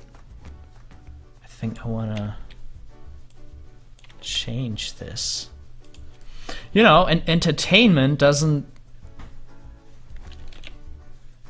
mean that it needs to be realistic. You can be entertained by something simple and silly, like just think about TikToks, TikTok clips, where some animator put in some, oh, this is a nice flip. Did you see that? The right hand, when it comes down, whoop, so good.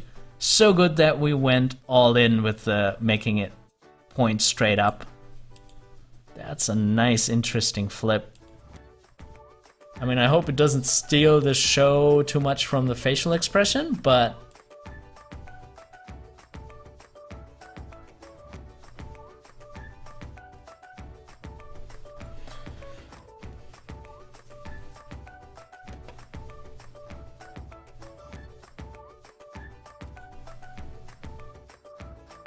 Hey, Clipper Flipper.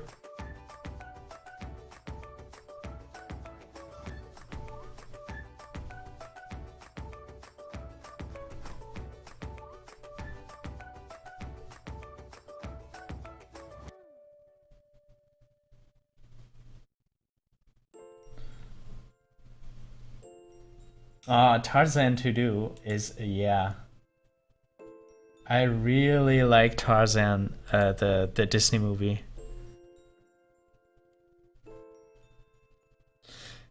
Yeah, I think the hang is quite nice in the air. And I do like how we have a little bit of an offset in the different body parts. Okay, so now that we have, oh, we don't have the arm completed. There were some frames where he, yeah, it is still missing. This is a breakdown that we did earlier, but of course the hand is also gonna lag behind that breakdown.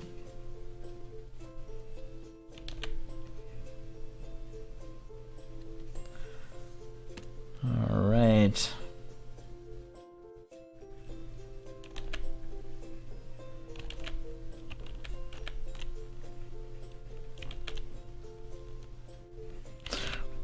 Why not just have it overshoot? We have it overshoot behind his back and then just come back for an ease.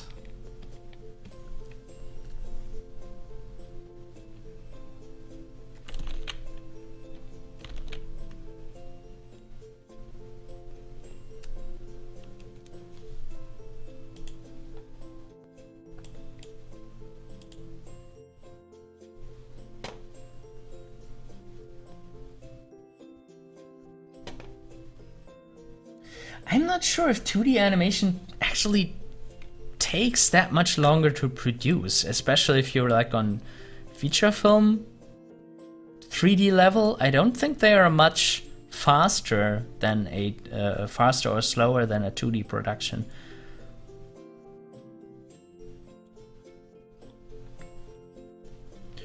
I think this is too much of it.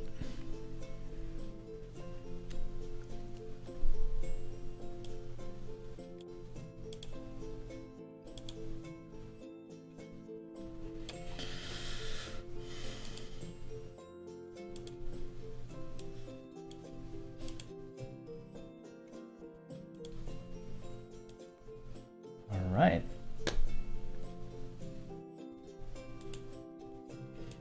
Do you have a favorite animation movie? Well, I grew up with the Disney Renaissance movies, Lion King, Aladdin. Like those were the ones that I watched again and again as a kid. One movie that I like to come back again and again of like a newer movie is Cloudy with a Chance of Meatballs, because it's just so silly and fun and over the top, but at the same time I actually do think the writing is pretty amazing. Like it has this super silly, funny, stylized dialogues and there's joke after joke after joke, but it does have an emotional core, and that is really fascinating to me, how you can write something that is super silly and at the same time has like a deeper emotional core.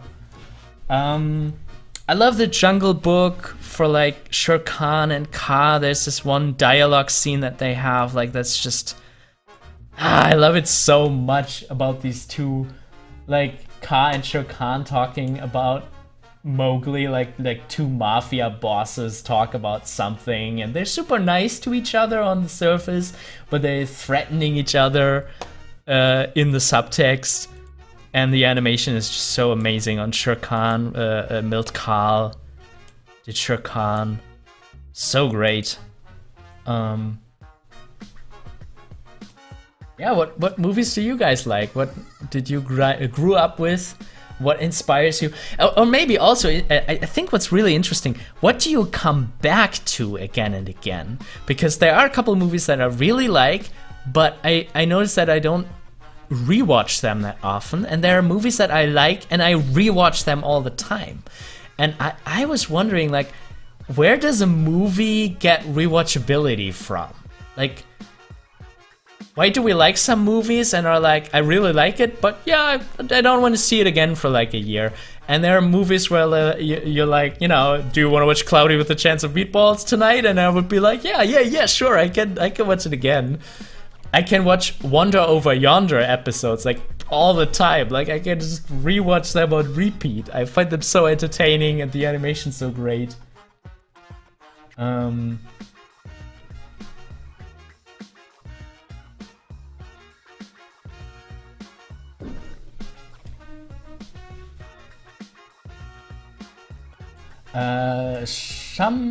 Shamshum TV has a really interesting question. I'm a cutout animator and I wanted to ask if there's a way to use the technique of key poses as opposed to pose to pose with cutout stop motion. I'm not quite sure what you mean with opposed to pose to pose, because, you know, key poses, planning key poses in advance is pose to pose animation. But yeah, a cutout in stop motion is difficult because you need to go straight ahead. You need to go one frame after the other when you produce it. So what you can do in stop motion, oh, let's actually use this one. What you can do in stop motion is two things. You could plan in 2D, you could plan with timing charts, you could plan to when exactly hit what pose, and you might already be doing that, especially if you have dialogue and you're like, okay, when this word comes, I need to hit this pose and stuff like that. If you plan like this, you're already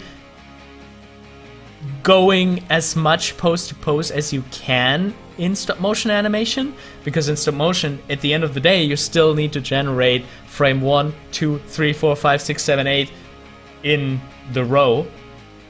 But if you always refer to your plan, if you're like, oh yeah, frame 27 is this, I need to start getting into that pose, or you plan like an overshoot. I reach 27 with the body first, and then with the arm on 33, I hit the overshoot and stuff like that. If you plan it like this, you're already doing as much pose to pose as you can, I think, in stop motion. And what I saw in some making offs, like for Corpse Bride, is to they did rehearsals. I don't know how common that is in stop motion, but they did like only hitting the key poses, like, you know, every 6-12 frames they would do a pose and do a rehearsal with the puppet, take the puppet to every important scene and every important moment and every important pose. So that's something what I have seen that could be a little bit comparable to it. They do the key poses first, an entire pass, and then they redo it again with the knowledge gained from this first pass. And they could always refer back to, okay, what pose did I do in the rehearsal here at this frame? So knowing what exactly you're going to hit at what frame, I think that is as close to pose as you can get in stop motion.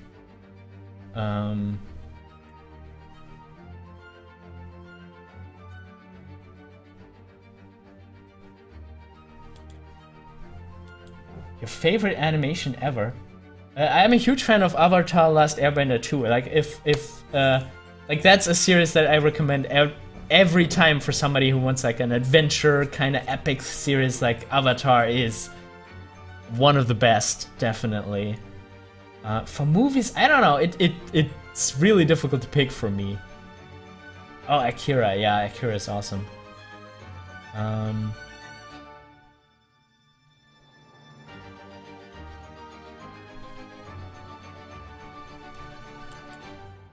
Frank Makes Movie says, I'm all about 2D, want only to do 2D, but your review turned me onto Arthur Christmas and I fall in love with that movie. Yeah, Got Machi with a blubbering like a baby at the end. It's such a charming movie, isn't it? Like, and it's fairly unknown, but After Christmas, my top pick for Christmas. I have to watch it every year.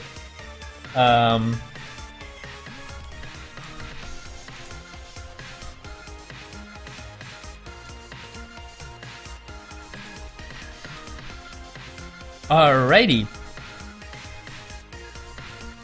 Now, let's make sure we have the face always there in all drawings, because I think, you know, the face is such a thing that grabs your attention. I think we should always have it present. Of course, that's already some detail work here with the tooth and the fill of the mouth and the horn.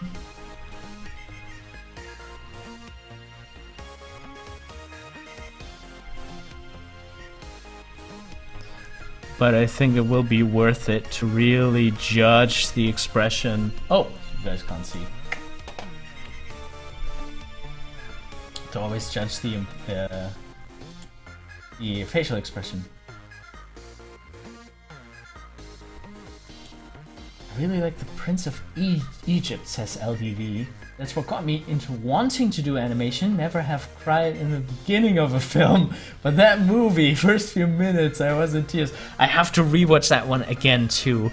I know that I saw it as a kid, and I was very impressed with, like, my favorite scene was, like, you know, the evil guys, the priests. Like, I'm always one for some good evil priests.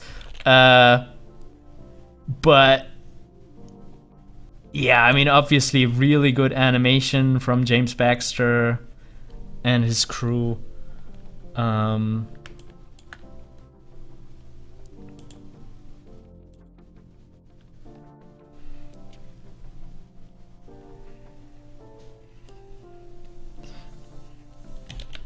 right, let's start with a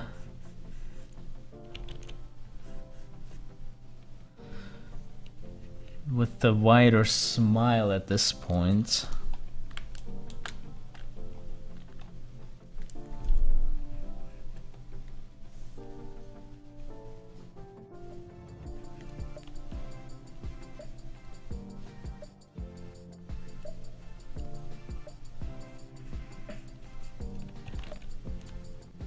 His mouth is too small here. What am I doing? Like, this is the thing with, you know, onion skinning on. It can turn you to draw really. Let's switch onion skin off. Like, what the fuck is this? Let's come on.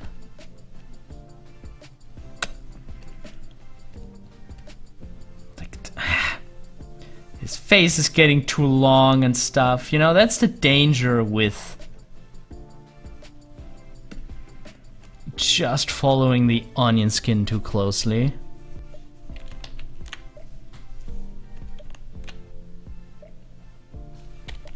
Let's get rid of the tooth here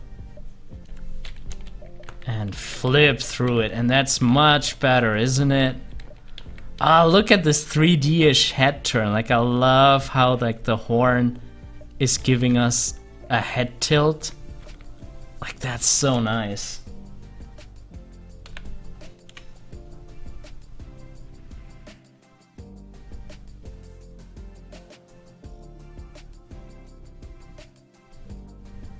Quick Demon, I aspire to make the next gen avatar. Yeah! That's the right spirit. Set your goals high. The thing is with Avatar, I think not even the creators of Avatar know why Avatar was so good and so successful. They tried to do it again with Legend of Korra and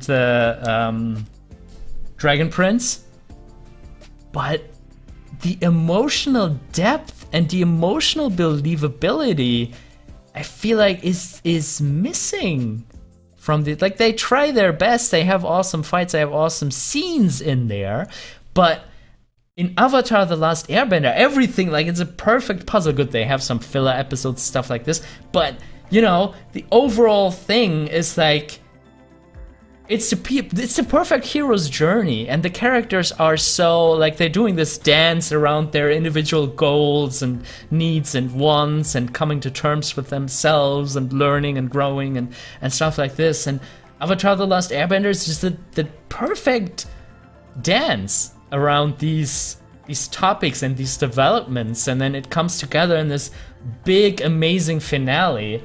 It's so hard to reproduce that, even for the makers, even for them.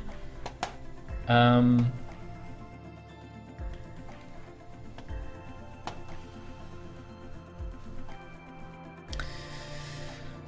right. Yeah, Frank makes movies. The bot is a bit strict on this. I should probably look into making it not as strict. But, you know, sometimes on some streams I have like a bunch of bots here that just post their messages in all caps and stuff like that. So that's the reason why the bot is there.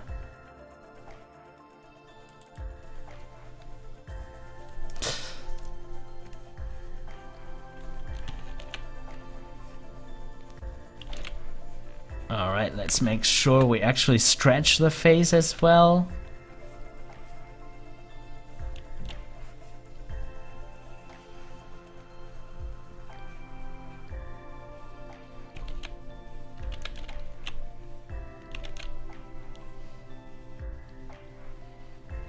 And here we have the tongue joining the game.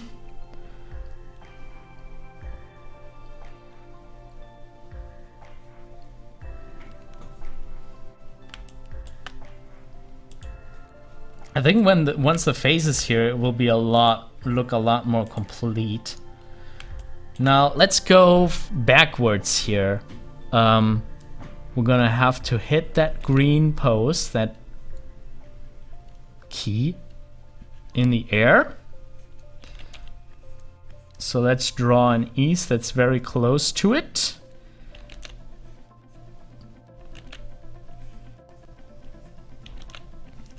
And actually have the mouth maybe closing a bit slower. All right.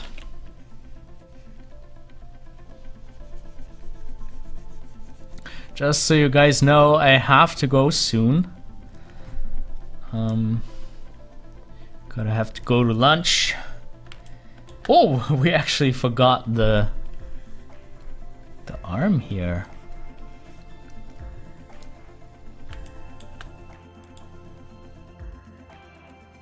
And here.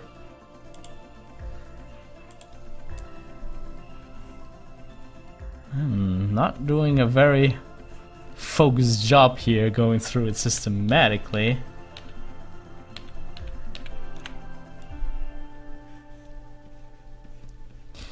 Alright, here's the curve coming into the arm. Kinda important.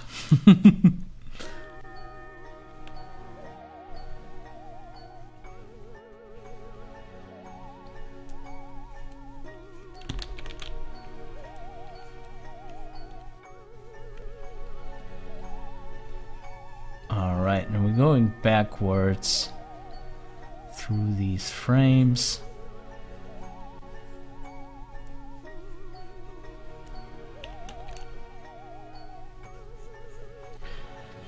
See, now the spacing here, this is wrong. We have like a slower spacing here, then it gets larger again.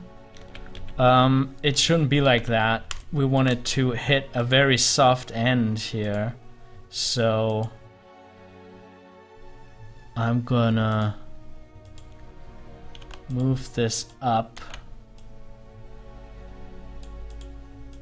so it is actually closer and gives me like a little bit more of smoothness here.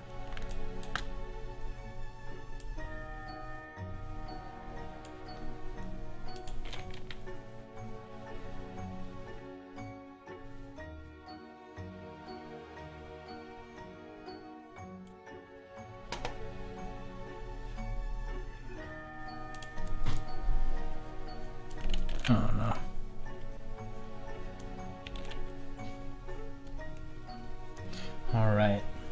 maybe this works.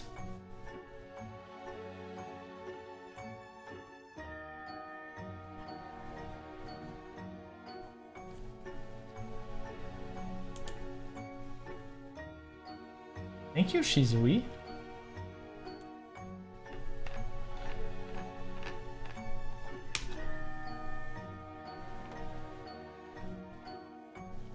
Ah, somebody wrote on Twitch a while ago. Xena Slayer. Hiya, thank you.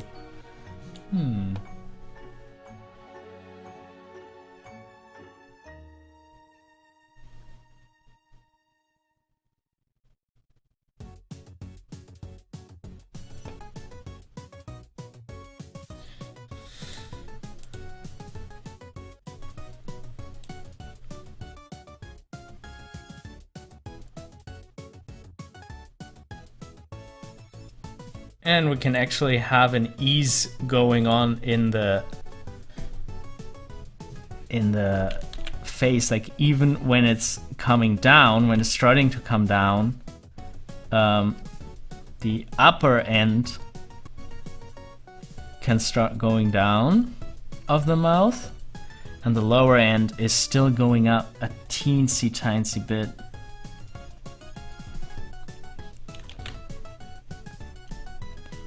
That.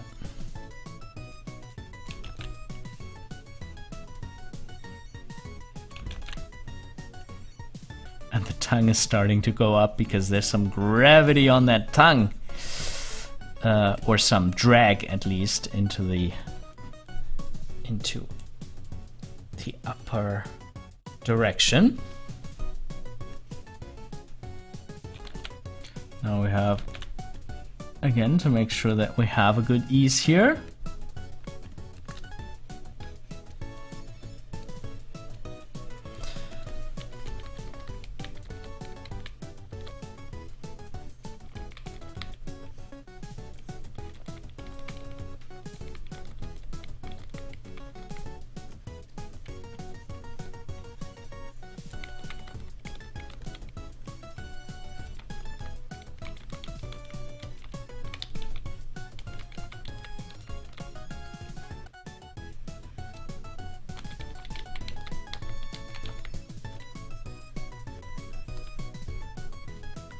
Alright, some focus to work here.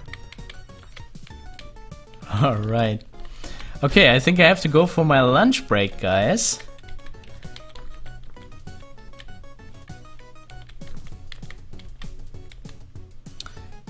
But I think we got some nice work done here. Let's play it one more time before we have to go.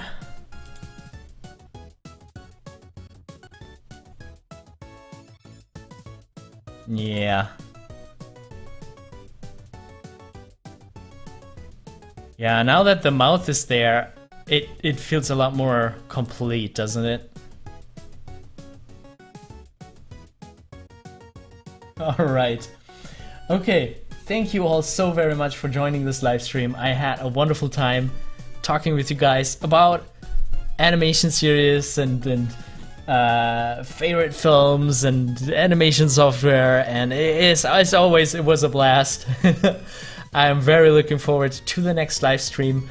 Yeah, next live stream probably is gonna be next week. I try to aim for Thursday again, probably a little bit later. We will see. Yeah,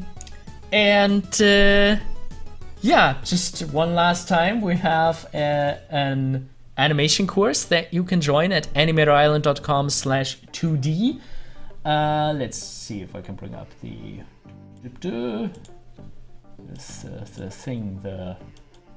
lower thirds here. We also have a Patreon at patreon.com/animatorisland. You can support me to make more tutorials at an even quicker pace. Hope to be able to do it one day per week full time or something like this. That will allow me to make a lot more content a lot faster. And there also is the group mentoring. You can find out more about this at animatorisland.com group mentoring.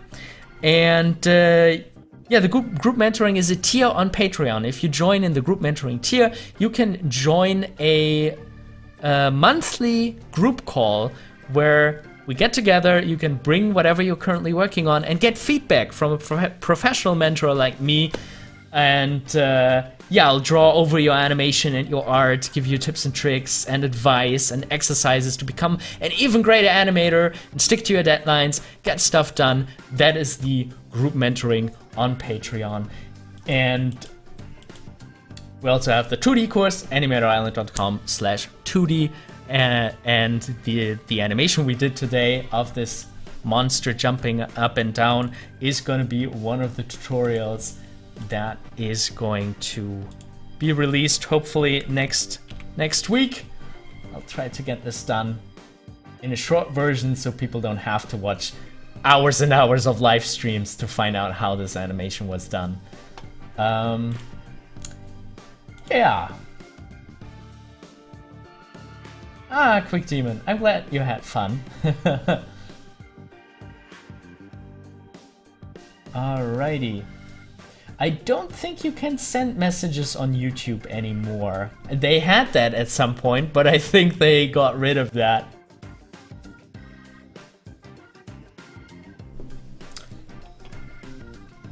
Alright. So, thank you all for watching so much. I'm looking forward to the next live stream with you guys. Keep your eyes open for the next animation tutorial on the YouTube channel.